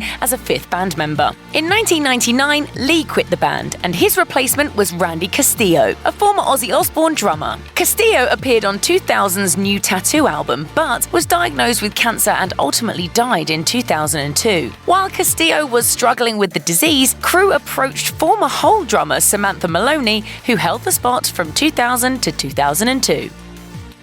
Guitarist Mick Mars has always seemed the odd man out in Motley Crue. He shows up, he looks like something out of the Addams Family. He's standing at the front door, we're going, wow, this is wild, man. Let's listen to this guy play. He's the oldest and most reclusive Crue member, and is quite often open about the disease that's slowly fusing his spinal joints together. Largely because of that, he was always somewhat different than the other guys. I really didn't, go out and party that much, because, I'm a bit older than the other guys. I've done that. This outsider image goes so far that in the movie version of The Dirt, Ewan Rayon plays Mars as a borderline vampire-like deadpan snarker. Blah, blah, blah. This actually seems a little cruel because in reality, Mars is dealing with a lot more than just debilitating spinal arthritis. He also has some significant mental health issues that have played a role over the years. AV Club notes Mars has been diagnosed with schizophrenia, and partly because of his painful physical condition, he has also struggled with suicidal thoughts and chronic depression, which the rest of the band didn't get around to noticing at the time because they were too busy with their own indulgent lifestyles. If there were ever a band that embodied the unholy trinity of sex, drugs, and rock and roll, it's Motley Crue. So it's easy to see them as a one-trick pony that only writes songs about girls and partying, and sometimes shouting at the devil. This isn't an entirely unfair assumption, by the way, given the fact that a huge chunk of their discography is exactly that. However, this doesn't mean they can't do anything else. It's just that every time they try something other than their trademark sound, the public refuses to give a hoot. According to Ultimate Classic Rock, Vince Neil left the band in 1992 partially because the other band members wanted to take Crue in a bluesier direction, which Neil was less than happy about. The rest of the band was reportedly excited to experiment with the new vocal sound and guitar proficiency that Neil's replacement John Corabi brought in the mix, but the resulting Motley Crue album in 1994 failed to reach sales expectations. They still wanted to take their sound to new, different places, and Nikki Sixx vowed they'd make their most extreme album while lamenting that no one wanted to allow them to grow as a band. However, the ensuing Generation Swine is regarded as one of their worst efforts, and according to Neil, it's because of all the experimenting. no one's saying the members of Motley Crue aren't hedonists, not even the band members themselves. Too many memoirs and interviews detail their assorted selfish actions for anyone to believe they're saints. Still, it's easy to see them as purely one-dimensional party machines who play rock and roll and then sink into a celebrity abyss until it's time to stagger back to the stage again. This image is pretty much what The Dirt is about. However, it's worth noting that the Crue guys do also make time for more positive acts. Tommy Lee is an outspoken animal activist who speaks up for animal adoption for Rolling Stone and works with the controversial animal rights organization PETA. As Look at the Stars shows, the band supports Red Cross, United Way, and the Skylar Neal Memorial Foundation, a charity Vince Neil set up after his young daughter died of cancer. According to Ultimate Classic Rock, Neil has raised millions of dollars for children's cancer research, and he gave his new celebrity apprentice haul of over $750,000 to a memory disorder research program called Keep Memory Alive. Of course, Crue likes to keep up the bad boy image even when doing good. As Loudwire reports, they once partnered with Jack Daniels to sell limited special editions of Motley Crue-themed Tennessee whiskey for charity. According to Loudwire, Motley Crue's Shout at the Devil album in 1983 did a lot to cement their position as the leather-wearing, cool-looking bad boys of the Sunset Strip hair metal scene. But its controversial lyrics and the pentagram in the original album art drew accusations of Satanism. Of course, Crue's use of satanic imagery was all about the look. They didn't actually gather in black masses. As Vince Neil says, "Some people said we were satanic and angry. We always thought that was funny, but we were like, hey, if it gets us attention, let's go with that." We were so starved for stardom that we were willing to do whatever it took. But there was no anger at all. We were just having fun. They wanted to come see our concert once, and their parents wouldn't let them because they said we kill chickens on stage. Their label decided to use this, along with their out-of-control party antics, to play up the band's image as a ticking time bomb. The now familiar constant stream of Crue scandals started trickling to the press as the record company happily reported every insane thing happening to them, and they didn't have to look very hard. Still, despite their insistence that their satanic image was all in jest, the band actually did its part to help the next generation keep the devil in rock music. In an interview with Consequence of Sound, Tobias Forge of the current leading satanic band Ghost names Motley Crue as one of the things that introduced him to the concept of Satan. Most bands would do anything to have their records sell gold, but as Ultimate Classic Rock reports, Motley Crue is a different story. The band spent the 1980s crafting albums that sold millions and routinely went platinum. So when they released their self-titled album in 1994 with new singer John Corabi, going merely gold was a rank disappointment. But is the album really the sad 2 out of 5 stars effort that all music makes it seem? The Motley Crue album came out during an extremely difficult time. Crue had changed their singer and sound, and their label was going through executive turmoil that took resources away from the album's production. There was also the image of grunge, a musical tsunami that was washing over bands with glam metal roots. Because it's the sole Crue album recorded without Vince Neil, it's pretty unlikely for Motley Crue to ever break into the higher ranks of Crue discography, but fans have seemed to warm up to it through the years. While AllMusic rates Motley Crue as a flop that is second only to 1997's Generation Swine in its awfulness, the album's user reviews are significantly more positive and rank the album solidly in the middle of their discography. Louder even considers it the band's best non-1980s album. Songs from the album often feature on lists of the most underappreciated Crue songs, and as Ultimate Classic Rock notes, Tommy Lee and Mick Mars have readily praised it, with Lee calling it one of his favorite Crue albums. In early 2019, Nikki Sixx found himself in hot water because of a story in the book version of The Dirt in which he essentially admits to orchestrating an assault on a woman. As Consequence of Sound reports, Sixx's explanation was that he doesn't remember the incident. He also says he doesn't recall a lot of his interviews with author Neil Strauss, which suggests there's no telling whether the stories in the book are actually true or just tall tales. This is pretty big because The Dirt book and Nikki Sixx's own The Heroin Diaries present themselves as warts and all memoirs that leave no stone unturned. You get to see how we got to these bad decisions and then how we got out of them, the band has lots of regrets. Perhaps not coincidentally, multiple people with inside knowledge of the Crue world say many of the events described in these books are pretty different from reality. Blabbermouth reports that one-time band member John Corabi and Crue producer Tom Weirman have called Six out about the authenticity of his heroin diary stories. The site also notes that an incident where Hanoi Rocks guitarist Andy McCoy and a drug dealer supposedly beat up and overdosed Six and left him to die didn't go quite like that. McCoy says he actually saved Six's life that night. McCoy has also said that the Dirt's version of the famous car crash that killed Hanoi Rocks drummer Nicholas Razzle Dingley is pure lies. In 2015, Motley Crue played their final concert. As Global News reports, they made sure of this by signing a cessation of touring agreement that legally forbids them to ever play together again. Or does it? In 2018, Crue announced they were recording several new songs for the movie version of The Dirt, which didn't really seem like something such a famously broken-up band would do. Vince Neil replied to the criticism by saying that the band never said they broke up or that they would never make new music, just that they would never tour under the name Motley Crue again. Even if you ignore the fact that they can completely undo the quote binding agreement quite easily if they all agreed to hit the road again, there are some pretty handy loopholes there, like minor name changes and collections of individual shows that aren't technically labeled as tours. Recent interviews with Loudwire and Rolling Stone also make it seem that the band doesn't feel like they're done yet. Although Nikki Sixx insists there will be no one-offs. They gush about how much they enjoy each other's company again and how they look at all the other old bands still tearing away, wondering whether they stopped too soon. Maybe they're shuffling their feet, looking for an excuse to eat their words. If they hadn't made such a big deal about it being the end back in 2015, no one would even care. When Morpheus first spoke those iconic words in 1999, no one could have predicted how influential they would become. You've been living in a dream world, Neo.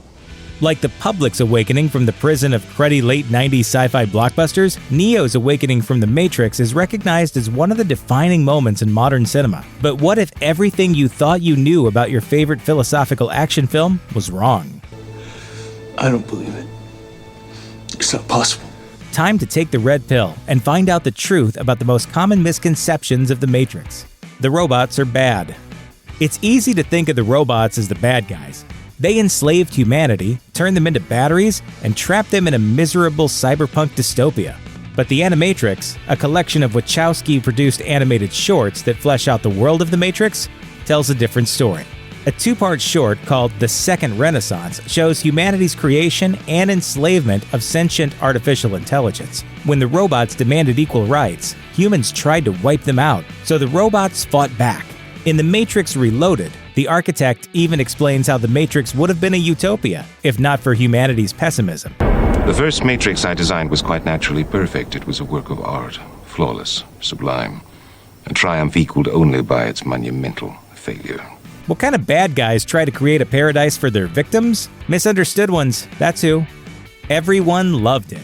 Today, it's an inarguable fact that The Matrix amazed audiences and revolutionized the concept of the action movie. But back in 1999, audiences and critics' reaction to the film were surprisingly mixed. Time Out called it another slice of overlong, high-concept hokum. Roger Ebert said it was fun, but it could have been more, and unfavorably compared it to 1998's Dark City.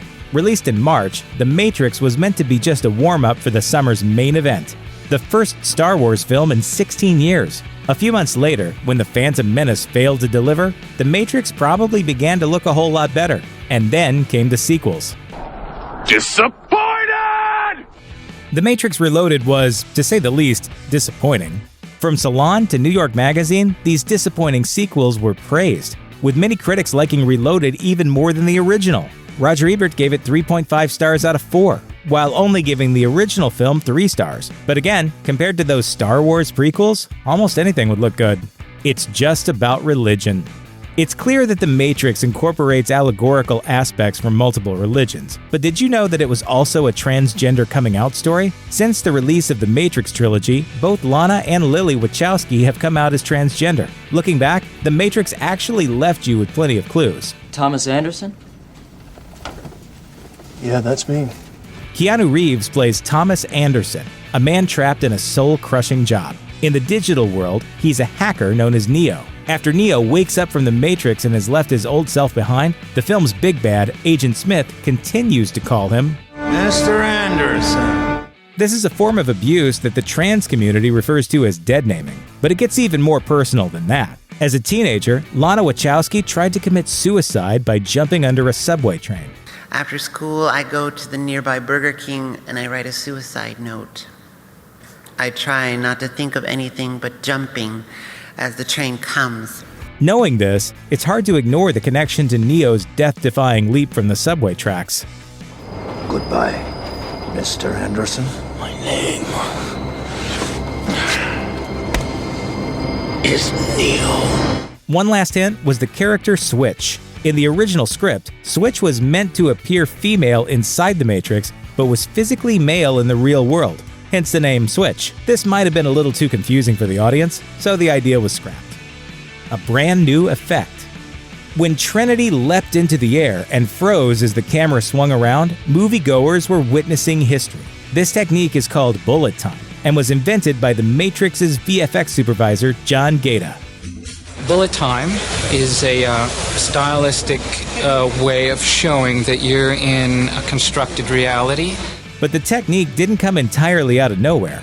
Gaeta credits directors Otomo Katsuhiro and Michel Gondry for inspiring him, though most of the credit should go to Gondry. Back in 1996, 3 years before The Matrix came out, Gondry directed a Smirnoff commercial that had some pretty familiar-looking effects. Perhaps the imaginative director should add psychic to his resume. Whoa. It had just one inspiration. If you thought The Matrix was the first on-screen depiction of a virtual world powered by human batteries where digital death meant physical death as well, you'd be wrong. The concept first appeared on screen in a 1976 episode of Doctor Who. In the third episode of a story arc called The Deadly Assassin, the Doctor encounters a virtual world called The Matrix, which is built upon similar rules as the Wachowskis' Matrix. I deny this reality. The reality is a computation matrix. The Wachowskis were also inspired by the 1995 film Ghost in the Shell. The Wachowski brothers showed me Ghost in the Shell, and they showed me what they wanted to do with that type of action. This fact was so well documented that when asked about the connection in 2009, Ghost's director told The Guardian, "I've been asked this question hundreds of times. Frankly, it gets a bit annoying. I'm sure the Wachowskis feel the same." On the other hand, graphic novelist Grant Morrison's influence isn't talked about at all. Though his influence has never been publicly acknowledged by the Wachowskis, his comic series The Invisibles has an uncanny resemblance to the films. Published by DC from 1994 to 2000, The Invisibles follows a group of rebels who discover that reality is an illusion and humanity has been enslaved by aliens. Also, their leader, King Mob, looks a bit familiar. In an interview with Suicide Girls, Morrison said, "Design staff on The Matrix were given Invisibles collections and told to make the movie look like my books. This is a reported fact. The Wachowskis are comic book creators and fans were fans of my work, so it's hardly surprising." It's the Wachowskis' directorial debut. When the Wachowskis first shopped their idea for The Matrix, they were met with resistance. Warner Brothers was interested in the script, but had another director in mind. It was already going down the pipe with Warner Brothers, and Donner was directing it, and we weren't sure about that. We felt like, we wanted to try and direct something. In order to prove that they could, in fact, direct a successful movie, the Wachowskis had made Bound. Curious, maybe. That's funny. I'm feeling a little bit curious myself. While the lesbian crime thriller failed to recoup its $6 million budget, it made waves with audiences and critics alike, picked up a slew of indie awards, and appeared on plenty of Best of 1996 lists. With that kind of proof of their directorial skills, the Wachowskis were allowed to direct The Matrix. With over 75 years as one of the most popular superheroes in the world, there have been Batman stories about virtually every situation you could imagine. We've seen comics where Batman is also Green Lantern, or where Batman fought crime as a toddler, or where he was sent to Earth from the planet Krypton. There's even one where Batman is actually Wolverine. But even with all the takes, there are still a few things people think they know about the Caped Crusader that just aren't accurate. Here are a few things you might be getting wrong about the Dark Knight. The ultimate loner. Batman is often depicted as a lone wolf who embraced darkness to fight a solitary war on crime, a model of determination and self-reliance, who can't afford things like friendships to distract him from his mission. Thinking of the Dark Knight as a loner, however, is contradicted by the fact that the Batman family boasts a truly massive roster of sidekicks and teammates. In addition to the 5 canonical Robins, don't forget Stephanie Brown, there's Batgirl, Batwoman, Batwing, Nightwing, Azrael, the Huntress, and even Ace the Bat-Hound. And that's before you get to teams like the Justice League, the Outsiders, and Batman Incorporated. Even when you strip Batman back to basics, he still has allies. Commissioner Gordon made his debut appearance in the very first Batman story, and Robin showed up less than a year later. Christopher Nolan's Dark Knight trilogy may have presented a more isolated Batman, but he still had Gordon, Lucius Fox, and Alfred, whose presence has been tied to Batman's origins since 1943. While Bruce Wayne might be the driving force, building a legend like the Batman could never be a one-man operation. Created by Bob Kane. Every time you've ever experienced a Batman story in any medium, you've seen the words, "Batman created by Bob Kane," a sentence that is one of the biggest lies in comics history. What actually happened in the late 1930s was that Bob Kane had an idea for a superhero named the Batman, and drew a sketch of a blonde dude in a red suit with giant bat wings and a little domino mask. Kane showed his drawing to fellow creator Bill Finger, who wrote the stories Kane drew. It was Finger who added almost everything we associate with Batman today, including the cool costume, the tragic origin, the Batmobile, Robin, the Joker, Catwoman, you get the idea. So while Kane certainly deserves credit for getting the ball rolling, it's a horrendous injustice that Bill Finger has been left out of the history books. Unfortunately for Finger, Kane managed to push the publisher into signing a contract which named him as the sole creator in perpetuity. In 2015, however, Warner Brothers finally added Bill Finger's name to the official credit with Batman vs. Superman: Dawn of Justice. Frank Miller made The Dark Knight dark. Frank Miller is easily one of the most important creators in Batman's history. Every modern Batman movie has been highly influenced by the moody aesthetic that Miller introduced in both The Dark Knight Returns and Batman Year One, and Miller is often credited with recreating Batman as a dark and gritty character who finally broke free of the campy image of the 60s. Really though, Miller wasn't the one who made Batman dark again. That credit goes to the one true dynamic duo, writer Denny O'Neil and artist Neil Adams, along with a handful of other creators in the 70s. As early as 1969, O'Neil and Adams made the conscious decision to bring Batman back to his pulpy gothic roots. The stories sharpened, the shadows darkened, and the scale became epic with the introduction of the mysterious global terrorist mastermind, Ra's al Ghul. The tortured, moody, but still heroic Bruce Wayne that we know today stems from O'Neil's portrayal, which laid the groundwork for what Miller would do in the 80s. The 1966 show ruined Batman.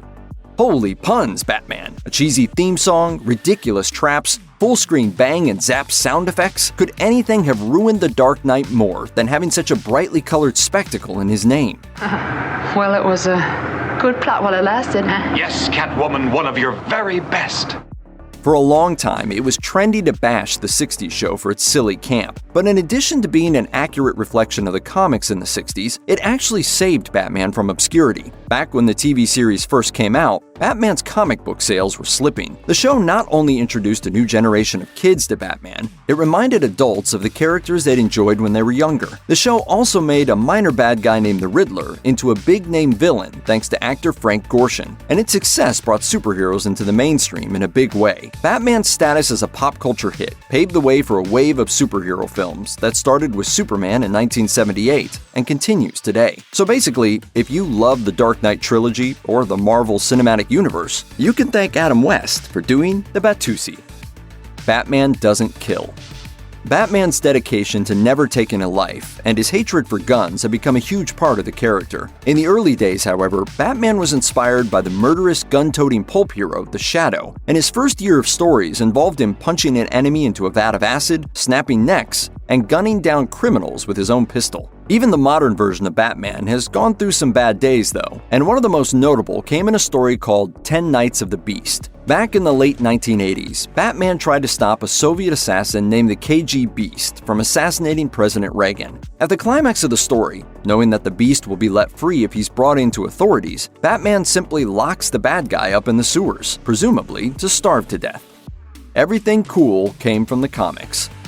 Every time a new Batman movie comes out, you'll always hear that one guy in the back row complaining that this isn't how it happened in the comics. The truth is, though, a good number of Batman's most iconic elements were created in film, TV, and radio before they ever appeared on the page. The famous Batcave, for example, actually debuted in the 1943 theatrical serial. Back then, it was just a creepy cave with a desk and a file cabinet, but it was cool enough to make it into the comics. Maybe the most successful element to make the leap from the screen was the wildly popular character of Harley Quinn. She was originally created for Batman the Animated Series, and thanks to stories like Mad Love, she proved to be so popular with fans that she was introduced into the comics universe in 1999. The cartoon is also credited with almost completely recreating Mr. Freeze, with an iconic costume design from Hellboy creator Mike Mignola, and so much pathos and depth that he's now one of Batman's most popular bad guys.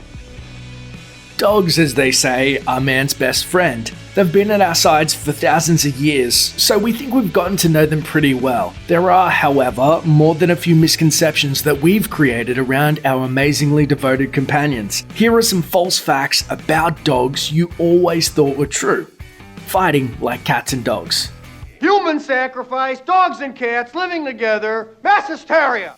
Contrary to what one of New York City's leading parapsychologists believes, dogs and cats can actually live together without launching the world into the end times. Any multi-pet household can have its challenges, and just like human families have their fights, our animal companions will have outbursts too. But life doesn't play by Tom and Jerry rules. It's actually a lot more like Ren and Stimpy. Researchers from Tel Aviv University studied the canine-feline relationship by observing over 200 pairs of cats and dogs in average households. In about 10% of those homes, that there was the least bit of conflict between the two, since animals naturally use body language and social cues to basically speak the same language. The younger the kittens and puppies were when they were introduced, the more likely they were to form a bond. Plus, it's just freaking adorable. Built to kill. Pit bulls have a somewhat undeserved reputation for being relentless killing machines straight out of hell, and that perception is only aided by the belief that they have jaws that lock and a bite pressure that can basically vaporize flesh and bone. Well, they don't, and they can't. According to researchers at the University of Georgia, the jaws of pit bull type dogs are no different than any other type of dog. They simply don't lock. They might be tenacious, but there's nothing in there but pure doggy willpower. In 2012, National Geographic set out to measure not only the bite pressure of dogs, but of other animals. The pit bull registered 235 pounds per square inch on the bite meter, coming in under the German Shepherd with a 238 psi. Now that's not to say they can't do some damage. Humans typically measure between 150 and 200 psi, but we also don't have to clamp down on our food's throat before we eat it. As far as bite strength goes, pit bulls aren't even that impressive. Hyenas clock in at 1000 psi, but the official top dog of the animal kingdom was the saltwater crocodile with a 3700 psi bite. So unless you run into a pit bull croc hybrid, you don't have too much to worry about. Alpha dog. For years, dog owners have been taught that the only way to get their dogs to listen to them is to establish dominance over them. Setting humans up as the alphas will ensure an obedient and submissive pup, right?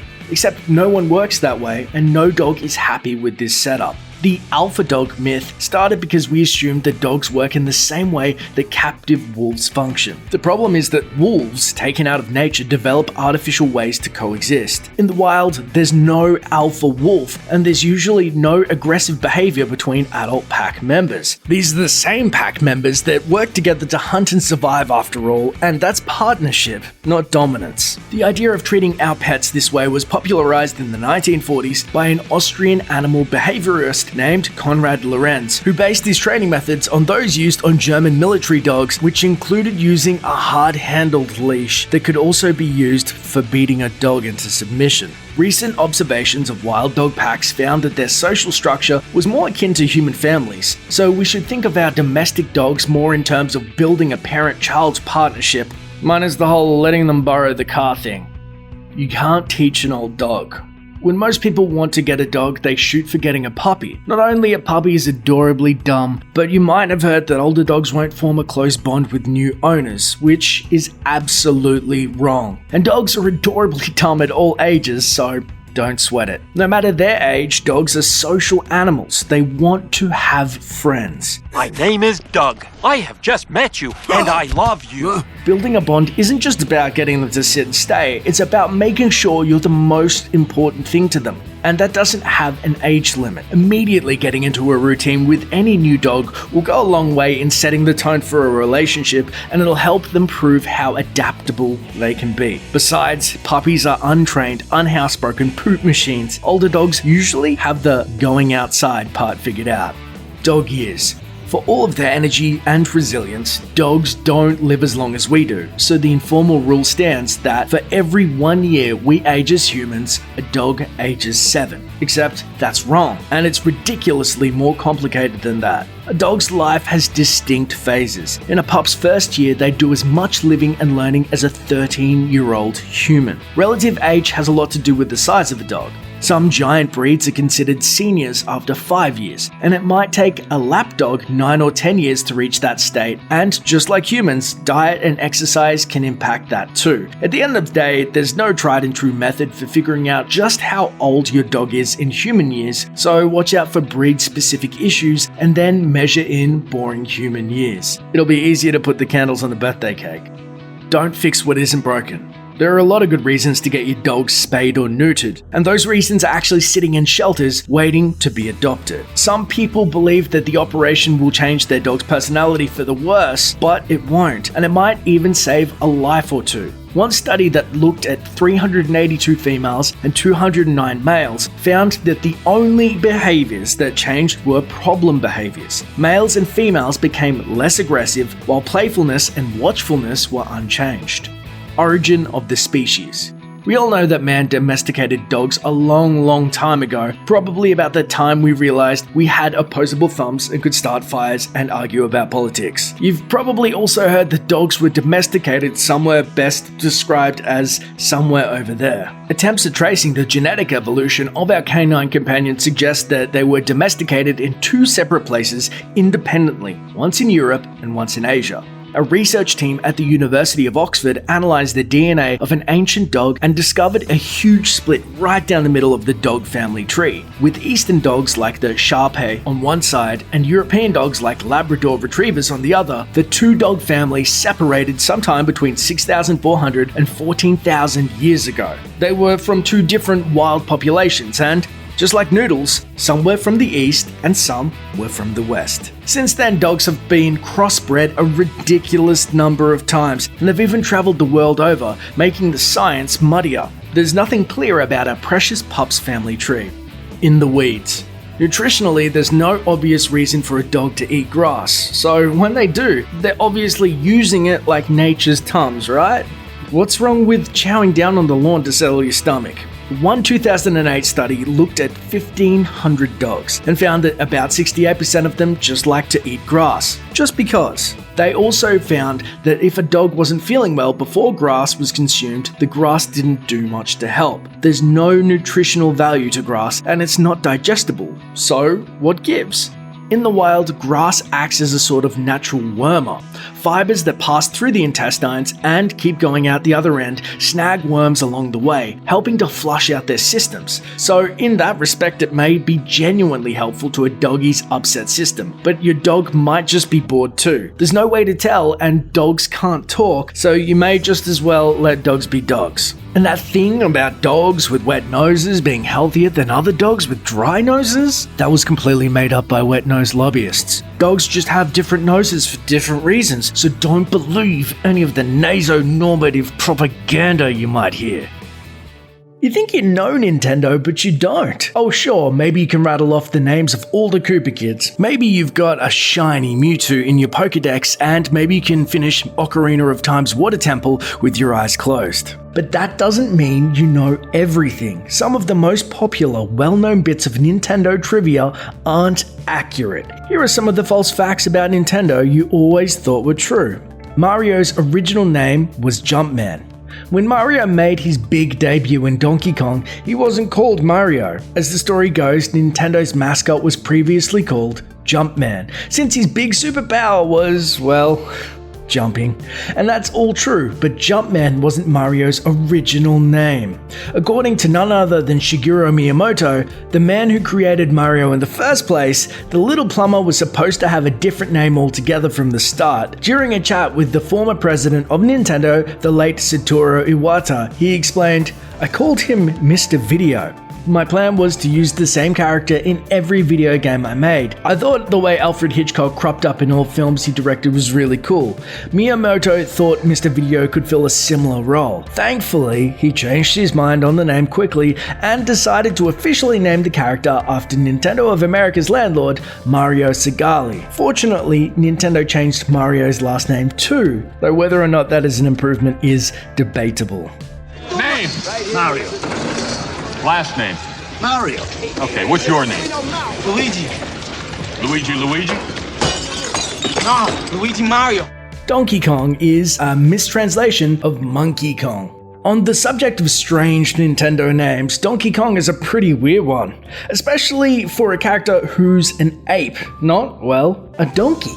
In fact, it's so strange, many fans over the years have assumed donkey was supposed to read monkey, and the current spelling is nothing more than a translation error. But it's not. Miyamoto explained in an interview, "I looked up donkey in the dictionary and found that it could also be used to mean goofy. That means that the actual definition of Donkey Kong's name is Goofy Monkey. The Kong part is a reference to King Kong, naturally. Of course, to native English speakers, that name still doesn't make any sense, and Miyamoto knows it. Nintendo of America pushed back on the name, which, is actual gibberish, noting that nobody who actually speaks English thinks that donkey means goofy. But Miyamoto, stubborn like a donkey, insisted that they keep the name anyway. At least he didn't call him Donkey Donkey. What did you mean when you said, "Feel my skills, donkey, donkey, donkey, donkey, donkey"? The NES was Nintendo's first home console. The Nintendo Entertainment System, better known as the NES, might be the system that made the Japanese game maker synonymous with video games. But it wasn't actually Nintendo's first attempt to infiltrate the homes of players around the world. In the late 70s, Nintendo released a handful of home consoles in Japan under the Color TV game banner, which brought some of Nintendo's biggest arcade games into players' living rooms. But there's a reason you've never heard about the Color TV game system. It kinda sucked. The plug-and-play consoles came out before Donkey Kong, Nintendo's first big hit, and most of the titles included on the Color TV game consoles were just knockoffs of other, more popular games.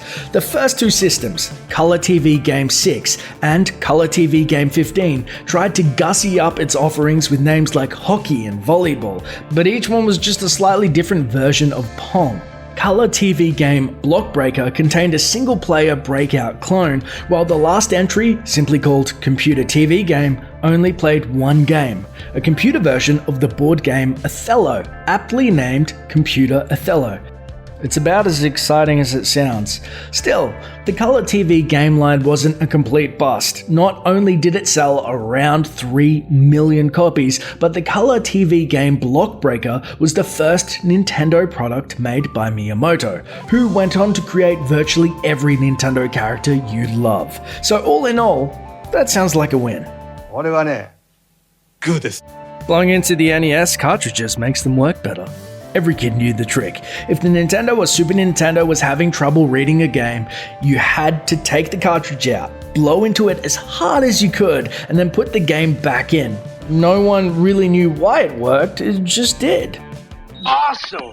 Or did it? Researchers have tried to figure out why blowing into the cartridges had the effect it did, and have all come up empty.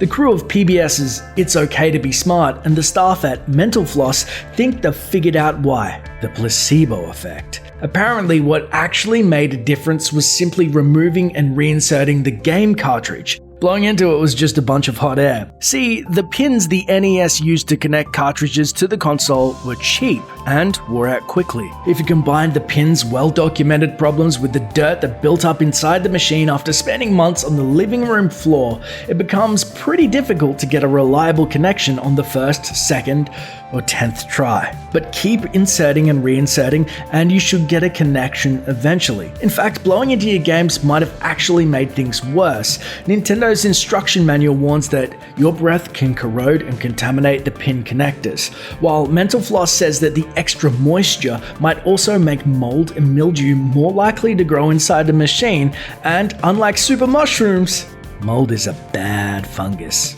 Luigi, no!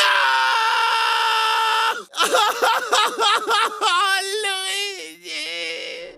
Justin Bailey worked on Metroid.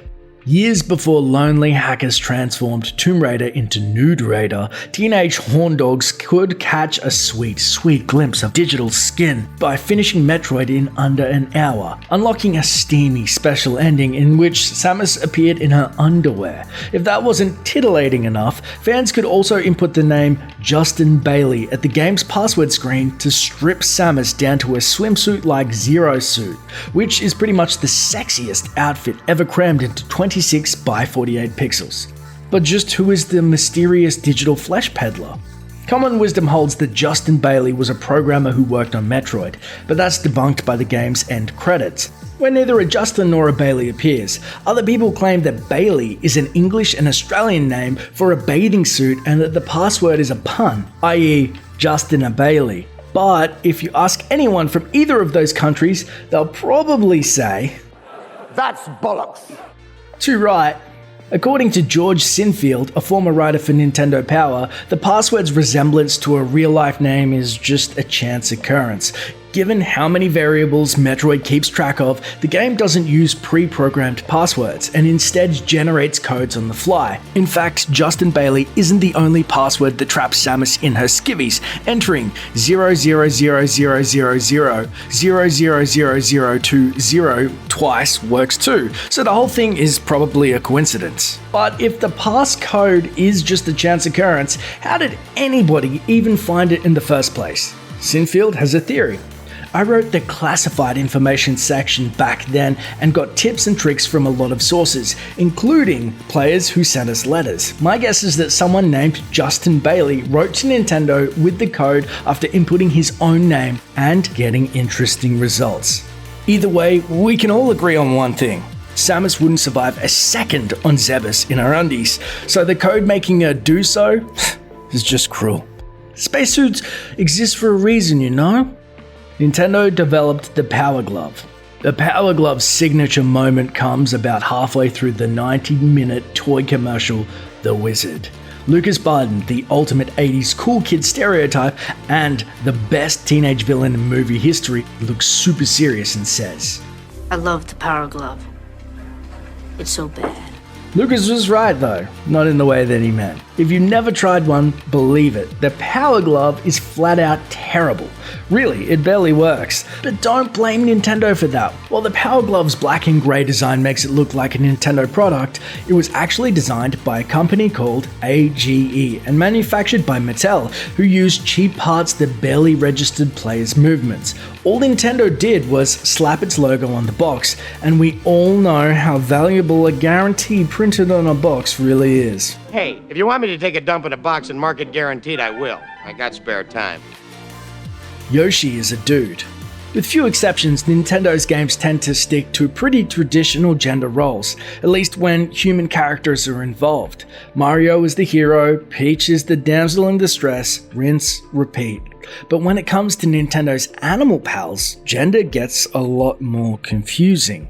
Take Yoshi, for example. In English, Mario's dinosaur pal is typically referred to as a he, but Yoshi also lays eggs, which is not something that, historically speaking, males do. Part of the confusion is that the character we think of isn't actually named Yoshi, and Yoshi is a species, not just one dinosaur thing. For proof, look no further than the various Yoshis who've hung out with Mario throughout several video games over the years. In fact, the first Yoshi Mario encounters in Super Mario World is actually named T. Yoshisa Munchakoopas, according to Nintendo's 1993 character guide, and that Yoshi, based on the pronouns, sure seems to be a dude. Right, but then what's with the eggs? Well, according to the Japanese version of Super Smash Bros. Melee, Yoshis are neither male nor female at all. And really, when Yoshi lays eggs, it seems to happen after he's eaten a bunch of stuff. But also, sometimes Yoshi straight up throws eggs around, which is kind of, it's bad parenting. And sometimes Yoshi turns into a helicopter. You know what? Trying to puzzle out the biological nuances of some fictional video game dinosaur is probably just too much. Suffice it to say, there's lots of Yoshis out there, and all of them lay eggs, and, well, sometimes it's a dude, sometimes it's a lady, sometimes it's made of yarn, and sometimes it's a helicopter and a submarine. Yoshi is weird. One of the most famous filmmakers of all time, Walt Disney's story is larger than life, and that's thanks to some major myth building, both good and bad. Much of what we believe about Disney is just plain false, so let's set the record straight. Fans of Disney's theme parks know that he modeled Main Street, USA after his beloved hometown of Marceline, Missouri. He wasn't born there though. According to popular legend, Disney spent his childhood in the perfectly small and idyllic town of Robinson, Illinois. The story goes that while trying to earn enough money to reach Chicago, Disney's parents temporarily settled in Robinson, where Mr. Disney found a job with a man named George Walter, who also rented the couple a room. Soon thereafter, Walt Disney was born, named for his father's generous boss. It's a wholesome origin story, but it's also completely wrong. According to Snopes, the idea that he was born in Robinson came from a story published in the town's paper, the Robinson Argus, in 1982, which was based on the unreliable memories of an elderly resident. In fact, Disney was actually born in the big city of Chicago, and he wasn't named after some guy who gave a job in an apartment to his dad. Walt Disney is synonymous with Mickey Mouse, a character so successful that it led to a major animation studio, an entertainment conglomerate, and a chain of theme parks, all linked by the squeaky-voiced little guy. He's the company's smiling mascot and a merchandising machine. All of this was meant to be, implied by the official Disney line that Walt Disney came up with Mickey Mouse during a train trip in 1928, when his attempts to break into the entertainment business were woefully failing. The truth of the story, though, is a lot murkier than legend would have it. According to Jeff Ryan, author of A Mouse Divided, it's actually Disney's right-hand man of iWorks who deserves a lot of the credit. iWorks, who had been working with Disney since 1919, was tapped by Walt to come up with a replacement for their hit character Oswald the Lucky Rabbit, who had been taken from them by a former business partner. He tried several different animals, but none of them quite worked as a lead, though a couple would become Disney supporting characters, Clarabelle Cow and Horace Horsecollar. Disney then had the idea of doing a mouse instead, but Ryan claims it was iWorks, not Disney, who actually designed and drew Mickey. Disney and iWorks later had a professional falling out, which some believe is the reason why Walt began taking all the credit. Either way, Disney owned the rights to the character and thus controlled the story. Of all of the hundreds of short cartoons produced in the early 20th century, it's the characters featured in them that are famous: Bugs Bunny, Daffy Duck, and Tom and Jerry. Very few individual cartoon titles are memorable, with the exception of landmark classics like 1928's Steamboat Willie. It's almost a household name, with common knowledge holding that it was pioneering in many ways. For example, it's said that Steamboat Willie is the first Disney cartoon, the first cartoon starring the immensely famous Mickey Mouse, and the first cartoon with sound. The Disney company considers the tune such a turning point that it's got a spot in Disneyland where it plays on a loop all day. However, most of what the public thinks about Steamboat Willie isn't true. It's not the first cartoon Walt Disney made.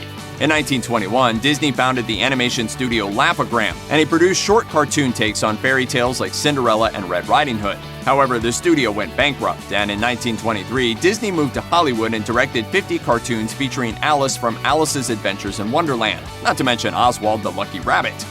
It also wasn't the first Mickey cartoon, as he previously appeared in Playing Crazy, though it didn't get wide release until after the success of Steamboat Willie.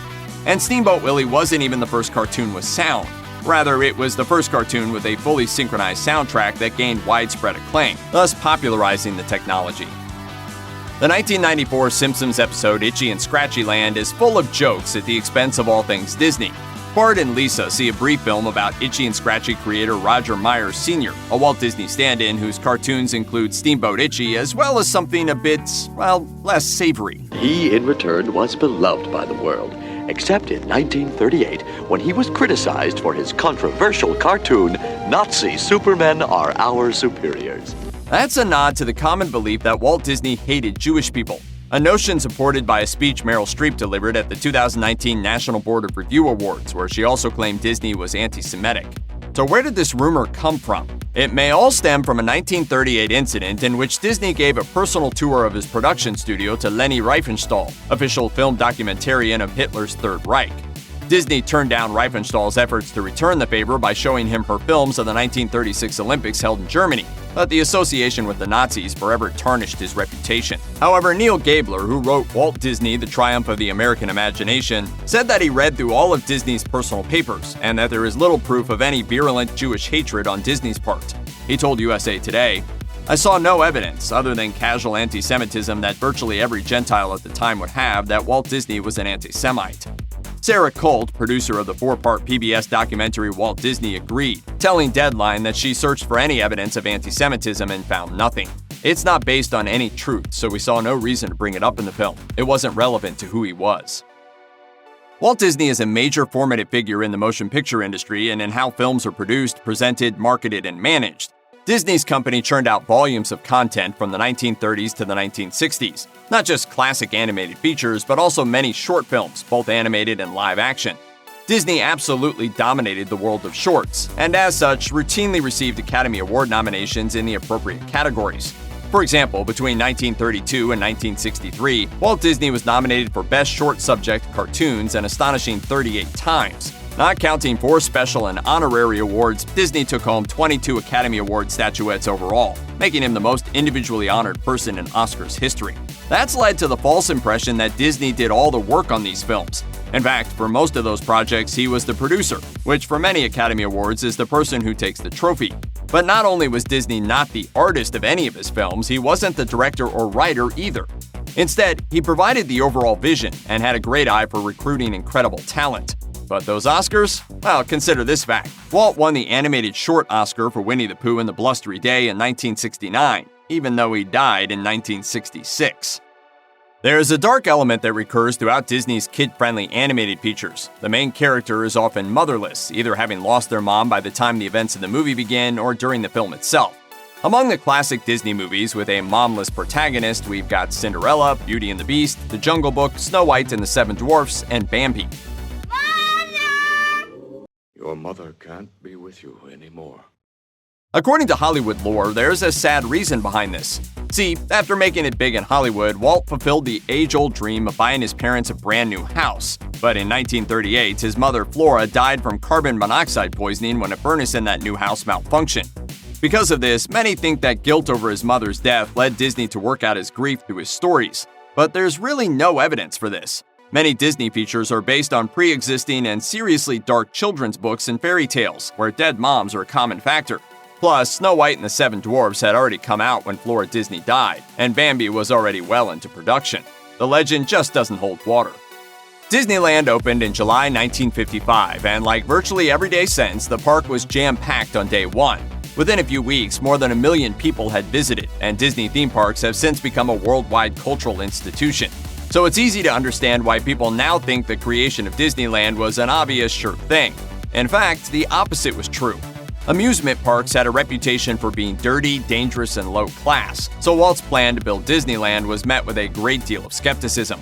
He had so much trouble finding investment partners to put up the cash that he took out a loan against his life insurance policy to fund the building. Even that wasn't enough, but luckily Disney was a bit of a marketing genius. He approached ABC, then a struggling new television network desperate to get a foothold in the new medium. He cut a deal to produce TV content for the network in the form of a new show called, you guessed it, Disneyland. Debuting in the fall of 1954, Disneyland featured Disney films and cartoons, along with Walt himself giving updates on the building of the theme park. Essentially, he turned the entire enterprise into one of the most successful commercials of all time. And by the time the park opened nearly a year later, the entire nation was desperate to experience Walt's amazing theme park vision. The 2013 film Saving Mr. Banks details Walt Disney's personal wooing of author P.L. Travers to adapt her Mary Poppins books into what would become a beloved, Oscar-winning movie musical.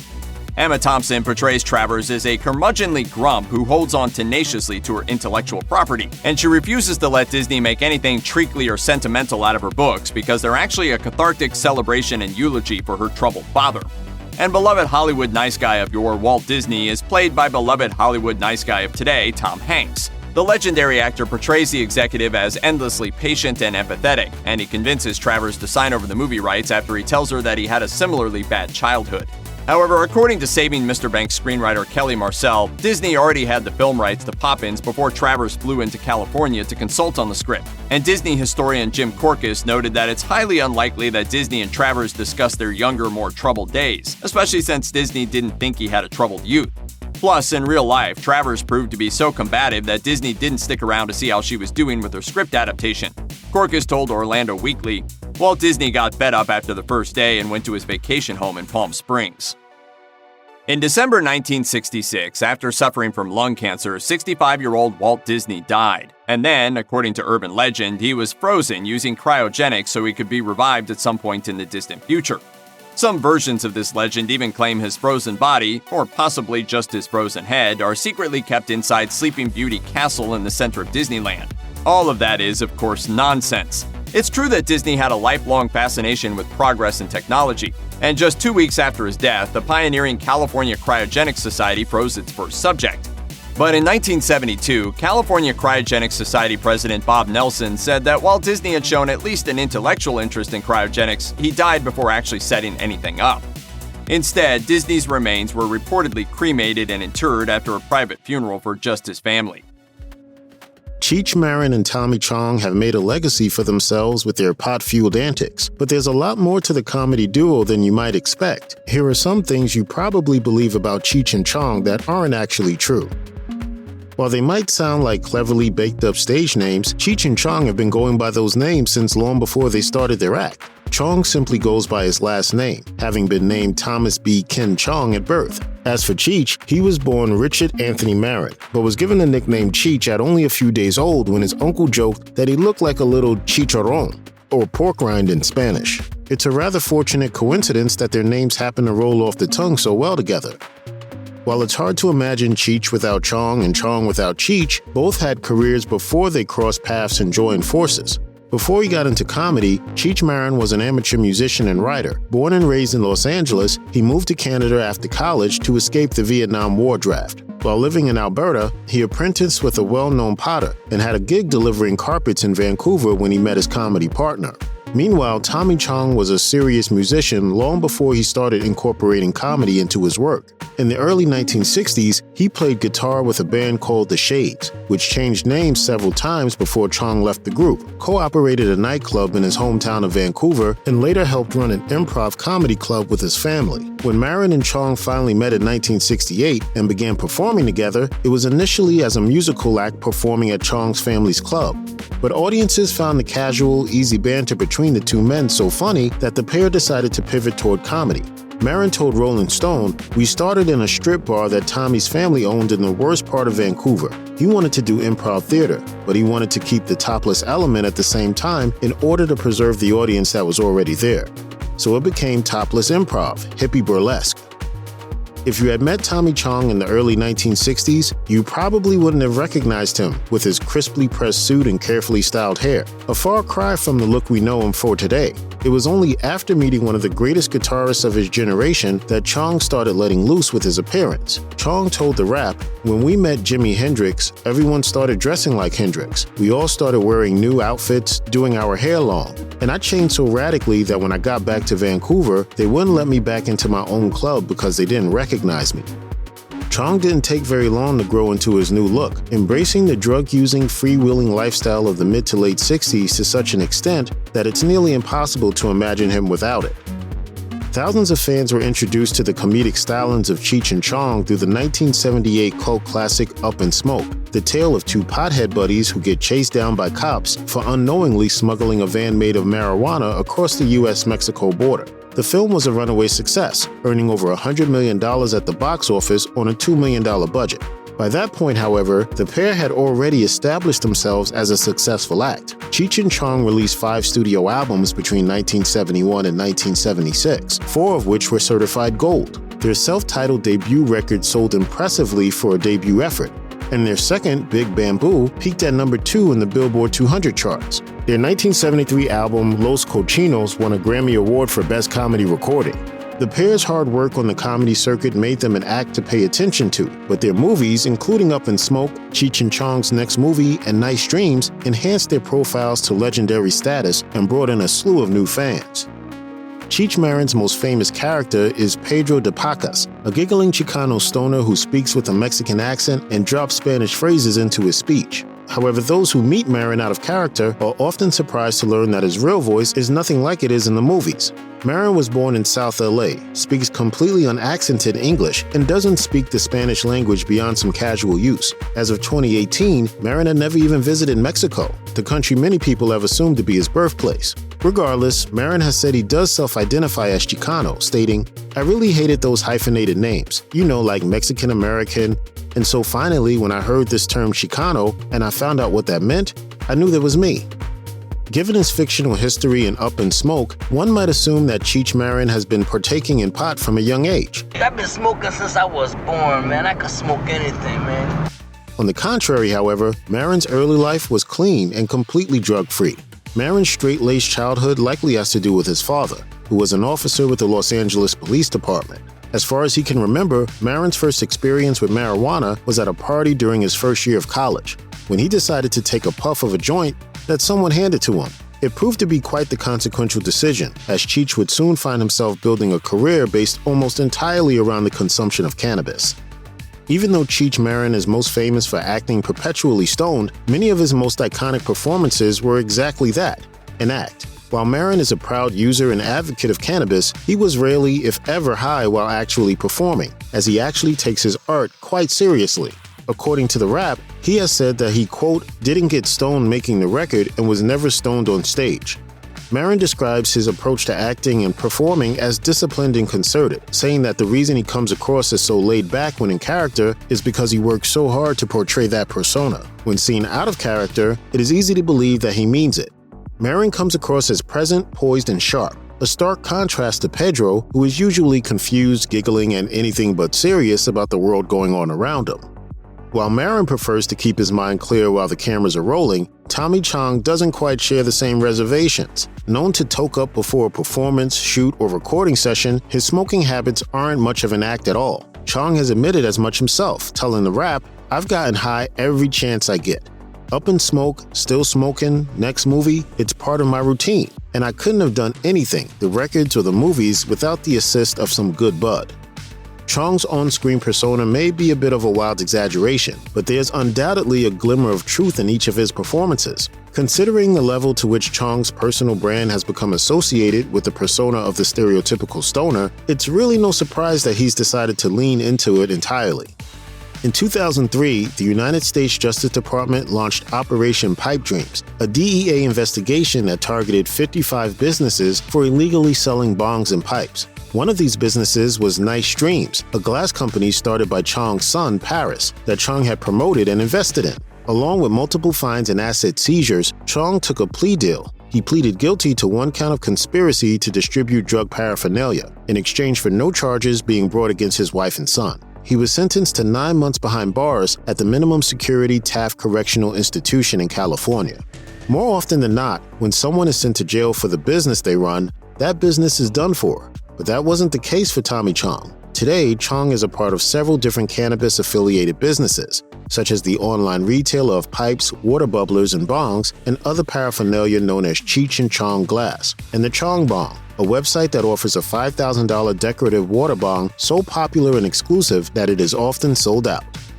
Chong didn't seem to mind his time in federal prison very much at all, and actually described it in pretty positive terms following his release in 2004. He even made lasting friendships, including with Jordan Belfort, the stockbroker who would later be portrayed by Leonardo DiCaprio in The Wolf of Wall Street. In fact, it was conversations between these two prison buddies that apparently led Belfort to write the memoir that became the basis for the hit Martin Scorsese film. Chong has described Belfort as, quote, a little crooked, but a genius.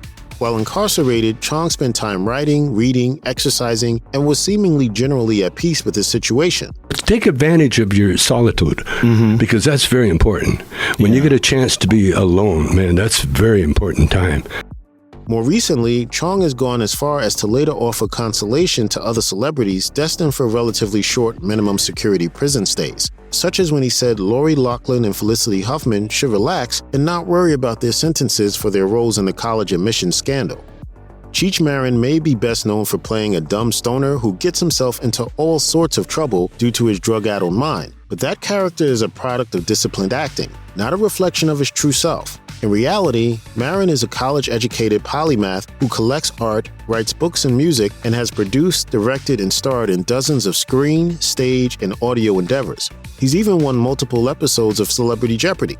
Marin has dedicated much of his life to promoting Chicano art and cultural contributions, serving as an outspoken champion of the often underappreciated work by the community with which he identifies. Now in his mid-70s, he is a father of 3 and remains active in film and TV production, in live stage work, and in his many other pursuits. Twice divorced, Marin is now married to Natasha Rubin, a celebrated Russian-born classical pianist and accomplished artist in her own right. Far from being a dumb stoner, Marin is somewhat of a Renaissance man. Cheech and Chong both had established careers before they crossed paths, and though their partnership is undeniably the reason each excelled to greater fame and stardom, it hasn't always been easy. In fact, the two had a falling out that lasted for decades. They barely worked together from the late 1980s to the early 2000s, not truly making amends until after the end of Chong's 2003 stint in prison, and not really working together again until they reunited for a tour in 2008. The main reason for the personal and professional schism that formed between Cheech and Chong had a lot to do with their work. While Chong was happy to continue playing a stereotypical stoner, Marin was interested in exploring different types of roles. In his 2017 memoir, Cheech is Not My Real Name, But Don't Call Me Chong, Marin wrote, "A real struggle set in between us. Tommy wanted to be the boss and make all the decisions." Marin did indeed go on to expand his creative horizons, with a 6-year stint in the CBS series Nash Bridges, and various voice acting parts in animated movies. He would only share credits with Chong on select occasions throughout the 90s and early 2000s, including one Nash Bridges episode, a South Park episode, and the animated movie Fern Gully: The Last Rainforest. Despite the tension behind the scenes, however, the two comedians remained devoted to their act through it all. Marin told the New York Post, "We could be having a knockdown, drag-out fight offstage, and we'd walk on stage and the rhythm would be there. It never affected us as performers." Game of Thrones is a whirlwind of a ride. You can't watch the show without getting caught up in the storm. But in between all the characters with scruffy brown beards and greasy brown locks, there are a lot of things people get wrong about Game of Thrones. Here are some of the worst ones. At the end of Season 1, we watched Daenerys Targaryen walk into her husband's funeral pyre and emerge as the unburnt mother of dragons. Then, a few seasons later, she did it again, emerging naked from the fiery remains of a temple, thus confirming what we already knew: Targaryens are immune to fire. However, author George R.R. Martin himself has a bone to pick with that depiction. As he wrote during a fan chat in 1999, Targaryens are not immune to fire. The birth of Dany's dragons was unique, magical, wondrous, a miracle. She is called the Unburnt because she walked into the flames and lived, but her brother sure as hell wasn't immune to that molten gold. On the other hand, Daenerys herself, at least on the show, does appear to have some tolerance to heat. We saw this early on when her maid warned her against getting into a too hot bathtub and she did it anyway. But that's hardly the same thing as walking into a fire and emerging unscathed. We have yet to actually learn what's behind her apparent immunity to the flames, whether it's some kind of magic, a bond with her dragons, or something else. Regardless, it's certainly not an immunity that applies to all Targaryens. Melisandre's relationship with Stannis was nothing if not irritating. She was constantly whispering in his ear, winning him over with flattery, and being a complete witch to his lawfully wedded wife. But how much control did Melisandre really have over Stannis? Which one of them was really in charge? Stannis believed that Melisandre could help him win the Iron Throne, but he wasn't playing the game because Melisandre wanted him to. Remember, this is a man who believed so completely in his right to be king that he agreed to burn his own daughter to death in the hope that his act of sacrifice would help secure his throne. In a way, Melisandre was his puppet, not the other way around. After all, she genuinely believed he was a prophesied prince who was promised, and she'd have done just about anything to help him fulfill the prophecy. But every choice Stannis made was meant to further his own interests, not Melisandre's. He might have let her think she was pulling the strings, but that's a small price to pay for having someone on your side who can throw fireballs and produce murderous shadow babies from her nether bits. Okay, so Melisandre burned a child at the stake and gave birth to a creepy shadow demon that had Stannis' face on it. Does that mean she's evil? Well, just because Melisandre sometimes does evil things doesn't necessarily mean she's evil. She's a complicated character doing evil things, but she believes that she's doing them for the right reasons. Some have even called Melisandre the real hero in Game of Thrones. When she burns a young child to death, it's because she genuinely believes her actions will help save Westeros from the army of the dead and the White Walkers. Melisandre is scary and powerful, ruthless and cruel, but she's also ancient, and she probably loses a bit of her humanity with every passing century. But under all of that, what she really wants is to save Westeros, and in order to do that, she's willing to make terrible sacrifices. We might not ever agree with her methods, but we at least have to agree with her motives. Okay, take a couple of deep breaths and sit down. This one is going to make you question everything you've ever seen, heard, or believed about life, the universe, and your place in it. Daenerys' title is actually not pronounced Khaleesi. You might be wondering how that's possible when the show seems to have plenty of examples proving otherwise. Well, they've all been getting it wrong. The Dothraki language was created by a linguist named David Peterson, so he would sure know what his own language sounds like. He says the correct pronunciation of Khaleesi is... The native Dothraki pronunciation is Khaleesi. Peterson says that his pronunciation is the only way that Martin's original spelling makes sense, while also abiding by linguistic principles. Unfortunately, the constant mispronouncing of the name on the show and in pop culture has led Peterson to regret some things. He says that if he could do it again, he would have changed it to avoid the possibility of mispronunciation. So I should have just respelled it on my own and just said that the word is pronounced Khaleesi. After all those years of The Walking Dead, every time we hear the phrase White Walkers, we expect the characters in Game of Thrones to stumble out of Westeros and into Georgia, which would be a fun crossover, except the White Walkers aren't technically zombies. They're an ancient race of ice creatures created by the children of the forest during a violent ritual. As for their more undead servants, Whites, they actually are raised from the dead by White Walkers. However, only the Night King seems to have the ability to turn humans into White Walkers, and seemingly only infants. The 7th season of Game of Thrones featured more than a few characters making seemingly instantaneous trips around Westeros. So you might be tempted to think that Westeros just isn't very big, but that's not actually true. Westeros is huge. Granted, it's easier for Daenerys to get around because she's got dragons to ride, but for everyone else, not so much. There are 1,500 miles between Winterfell and King's Landing, and the journey takes more than 1 month by horse. That means that the distance between Winterfell and King's Landing is just a little further than the distance between Vancouver, British Columbia, and San Diego, and you can add another 600 miles on top of that to get to the Wall. So we're not talking about a small nation, we're talking about something that's comparable to a good chunk of the United States. And unless you're lucky enough to have a dragon, there is an awful lot of distance between you and pretty much every one of the 7 kingdoms. If the Red Wedding did anything for us, it provided us with some hard truths. No one is safe on Game of Thrones. Except if you did any frantic Googling after the Red Wedding, you probably learned that there are 5 characters in particular that George R.R. Martin plans to not eventually murder. Those characters are Daenerys Targaryen, Tyrion Lannister, Arya Stark, Jon Snow, and Bran Stark. If you read that list, it's probably helped you stop from dying of anxiety every time you watch a new episode. Well, unfortunately, those days of comfort and security have finally come to an end. Now that the show is wrapping up, even those 5 safe characters aren't really safe anymore. Feel free to hold on to the last strands of hope, though, if that's the only thing that will keep you from sinking into a vast chasm of despair. Jaime Lannister started Game of Thrones with the push heard round the world. The things I do for love. Pushing a 10-year-old out the window was enough to make us all hate him, and our hate lingered as he continued to generally be a smarmy jerk to our favorite characters. But Jaime Lannister isn't really a villain, he's just complicated. On the gray scale of human nature, he's closer to an anti-hero. Sure, he may have pushed Bran out of a window, but he also saved Brienne from a gladiator-style death by bear. He's certainly selfish and arrogant, but underneath it all, he has empathy and a moral code. Even his moniker as the Kingslayer isn't reflective of a man without honor. He betrayed and murdered his liege because the Mad King ordered the deaths of nearly everyone in King's Landing. Jamie had to do something to stop him.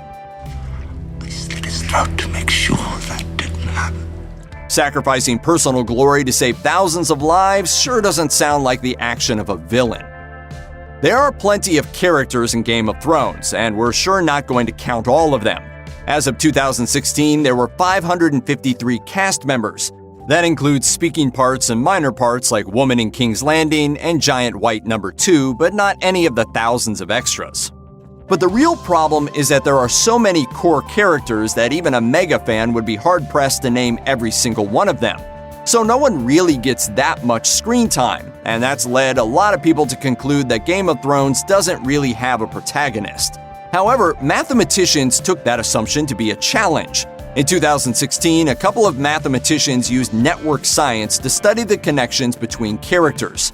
They concluded that Game of Thrones does have a protagonist, and it's Tyrion Lannister.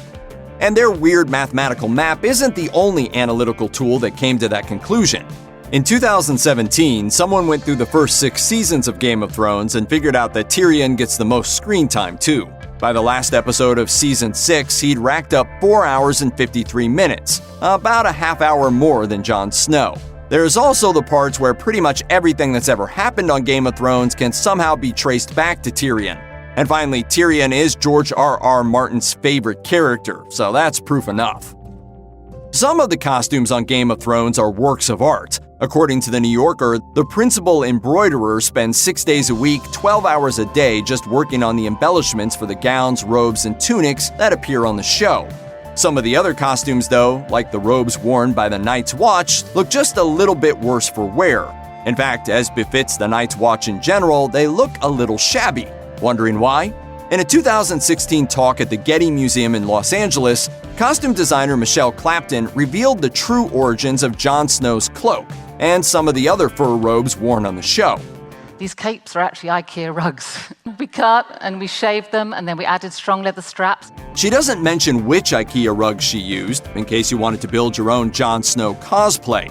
However, popular guesses include the $15 Tajin, the $30 Wrens, and the $79 Scold, which you can only get from IKEA Australia. Happy shopping! Led Zeppelin's history is clouded with legend and folklore, and today we're busting a lot of myths surrounding the band. From epic songs to their alleged pact with Satan, here are a few false things you might believe about Led Zeppelin. One of the most persistent rumors swirling around Led Zeppelin is their supposed Satanism, including the rumor that they sold their souls in exchange for their immense success. This rumor was inspired by 3 things. There was lead guitarist Jimmy Page's interest in the occult, specifically occult leader Aleister Crowley. There was the band's refusal to ever issue any sort of denial, likely because they felt the rumors only added to their allure. And then there was the crazy idea that there were backwards messages praising Satan hidden in their songs, including Stairway to Heaven. The band's image didn't help either. Between Page's obsession with witchcraft and singer Robert Plant's fascination with Lord of the Rings, not to mention their notoriously hard-driving rock and roll lifestyle in the early 1970s, Satanism didn't seem out of place. But while Page's personal philosophy lined up with Crowley's do what thou wilt mantra, Crowley himself wasn't actually a Satanist, and there's zero evidence that Page or anyone else in the band was either.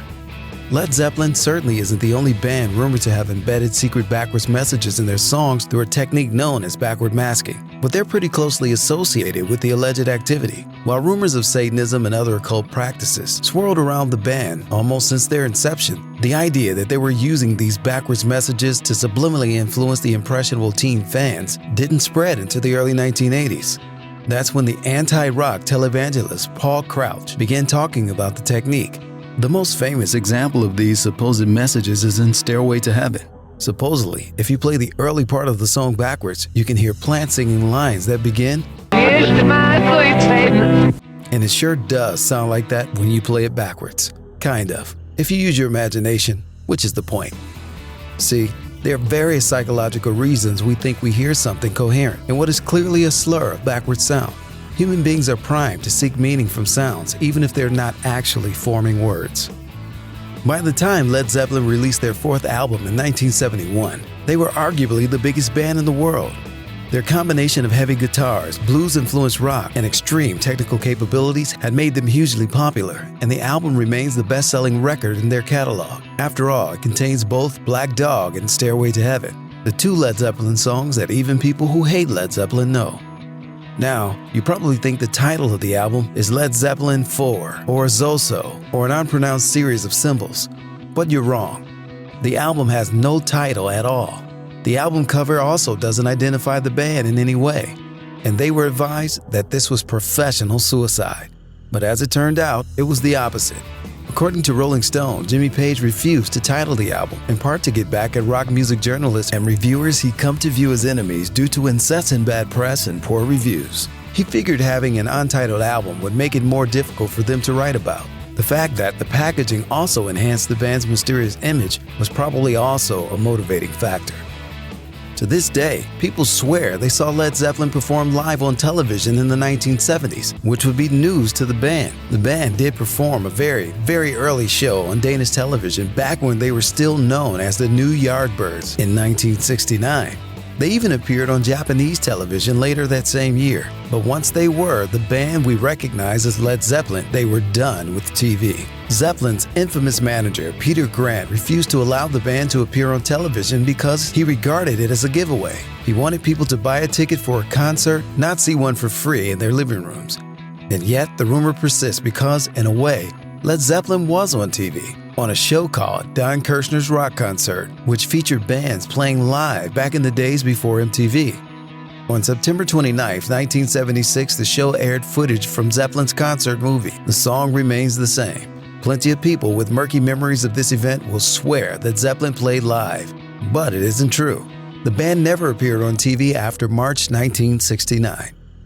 It's easy to understand why there might be some confusion over the credits of a lot of Led Zeppelin songs. After all, the band had a bad habit of adapting old blues songs and conveniently forgetting to credit the original artist, leading to a flurry of lawsuits over the years. But if you bought a copy of their debut album and came away believing that their hit song, Babe, I'm Gonna Leave You, is a traditional folk song that Jimmy Page arranged, you were bamboozled. And it turns out, so were they. The band first heard the song because they were huge fans of Joan Baez, and she played the song in her shows all the time. She even included it on her 1962 album Joan Baez in Concert, where she mistakenly credited as traditional, meaning it had no author. When Zeppelin reworked the song for their debut album, they used the same listing, crediting Page for their arrangement only. But the song was actually written in the late 1950s by Ann Breeden, who drifted out of the folk music scene and was completely unaware of Zeppelin's version until a decade after it was released. Considering they were one of the biggest bands of all time, and yet were only together for 12 short years, it's not surprising that a Led Zeppelin reunion is high on a lot of rock fans' wish lists, with the exception of a few live performances for charity. However, the three surviving members of the band, Jimmy Page, Robert Plant, and John Paul Jones, have never agreed to a formal reunion. That holdout makes the rumor that Richard Branson offered them $800 million to get the band back together in 2014 believable enough. The details of the rumor are a little strange. Supposedly, it would have involved hundreds of concerts but only 3 cities, and Branson intended to use his expertise in the airline industry to recreate Zeppelin's legendary touring plane, the Starship. The rumor goes on to claim that Robert Plant, who's never been interested in a full-scale reunion, considered the offer for a night, then theatrically ripped up the contract in front of everyone the next morning. But it turns out none of this is true. Both the band and Branson confirmed that it was just a rumor, no doubt boosted by legions of fans thirsty for a Zeppelin comeback. Even if your musical taste ranges far from the 1970s hard rock, you know the drums from Led Zeppelin's 1971 song, When the Levee Breaks. The drums have an epic echo and delay that makes the sound absolutely massive, and other artists have been sampling the beat for decades. What you probably believe about this drum track is that Jimmy Page got that huge sound by putting John Bonham's drum set in a stairway at a drafty old cottage the band was recording in, Headley Grange.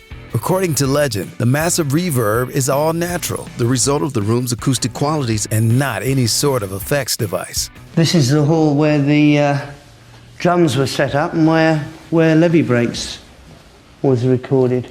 Unfortunately, it doesn't appear to be true, even though there are multiple interviews where Jimmy Page perpetuates the story. According to Andy Johns, the recording engineer who worked on the song, they used a device called a Benson Echo Rec to give the drums that sound. Still, that doesn't make the track or the drumming any less incredible. Led Zeppelin was huge, and they still are. According to Forbes, they've sold over 300 million albums. They're also one of a handful of bands that have had name recognition outside their given genre and time period, and they're part of an even shorter list of bands from that era whose music is still widely played and sampled. Some of those songs are so recognizable, so embedded in pop culture, that it's easy to understand why people think they had at least one #1 song. But they never did. First of all, they didn't release a lot of singles because their manager, Peter Grant, wanted to force people to shell out for the entire album if they liked the song. In fact, they only released 10 songs that made the Billboard charts at all. And the closest to #1 they ever got was when Whole Lotta Love hit #4 in January of 1970. You may think the name Led Zeppelin was meant to sound cool, but that's only because they made it cool. It was originally a joke. By the late 1960s, Jimmy Page was an established, successful musician who played on plenty of recordings by big-name artists like The Who, The Kinks, and The Rolling Stones. In 1966, he joined the Yardbirds with his old friend Jeff Beck. Just before that, he played guitar for a song Beck was recording as a solo artist, with Keith Moon from The Who on drums and fellow session musician John Paul Jones on bass. Page looked at the talent around the room and thought about forming a supergroup of established genius musicians. According to legend, when he pitched the idea, Moon joked that they should call the band Led Zeppelin because it would go down like a lead balloon. A few years later, Page began putting together the supergroup after the Yardbirds broke up, recruiting singer Robert Plant, Jones, and drummer John Bonham. The band originally toured Europe as the New Yardbirds as they rehearsed and perfected their performance. According to writer Mick Wall, when the band returned to America, Page got a cease and desist letter from the Yardbirds guitarist Chris Dreja, who claimed to have legal rights to the band name. Page remembered Moon's joke from a few years before and decided to call the band Led Zeppelin, changing the spelling from L-E-A-D to L-E-D because he worried people would mispronounce the first word. You can't be blamed if you think Led Zeppelin straight up stole the intro Stairway to Heaven from a band called Spirit. For one thing, the list of musicians Led Zeppelin allegedly stole from isn't exactly short. As Rolling Stone notes, the band has been successfully sued over songs such as Dazed and Confused, Whole Lotta Love, and Boogie with Stu. For another, the band's been embroiled in a lawsuit over Stairway since 2014 with the estate of Randy Wolf, whose band Spirit released a song called Taurus in 1968, several years before Stairway. If you listen to the two songs side by side, similarities are obvious, but the band denies being aware of Taurus. And to be fair, in other cases where the band's been accused of borrowing elements of their songs, they've usually admitted it and expressed exasperation before eventually giving credit or settling a lawsuit. Plus, as The Guardian reported a few years ago, music experts say that both songs are using centuries-old structures and chord progressions that are being reused to this day. In other words, Zeppelin can't be guilty of stealing this particular bit because what they're really guilty of is being very, very basic when it comes to their music composition skills. Bach used it. You can find it in dozens of pieces. That's certainly better than paying Wolf's estate the $55 million that Forbes estimates the song is worth. Robert Plant is known for the mystical, slightly goofy lyrics he writes. But if you look at the credits for Led Zeppelin's first album, you probably think he didn't write any of the material because he has no credits whatsoever. That isn't true though. In fact, it's kind of impossible. The band's songwriting was usually a collaboration, and Plant was a very improvisational singer. So imagining he had absolutely nothing to do with the composition of the songs on the first album is kinda strange.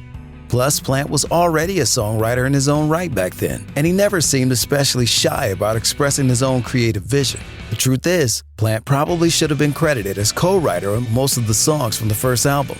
The problem was, he was still under contract with CBS Records for the previous projects, and thus was legally prevented from being part of an Atlantic Records deal. As a result, his name was officially left off the composition credits for technical reasons. Check out one of our newest videos right here. Plus, even more grunge videos about your favorite stuff are coming soon. Subscribe to our YouTube channel and hit the bell so you don't miss a single one.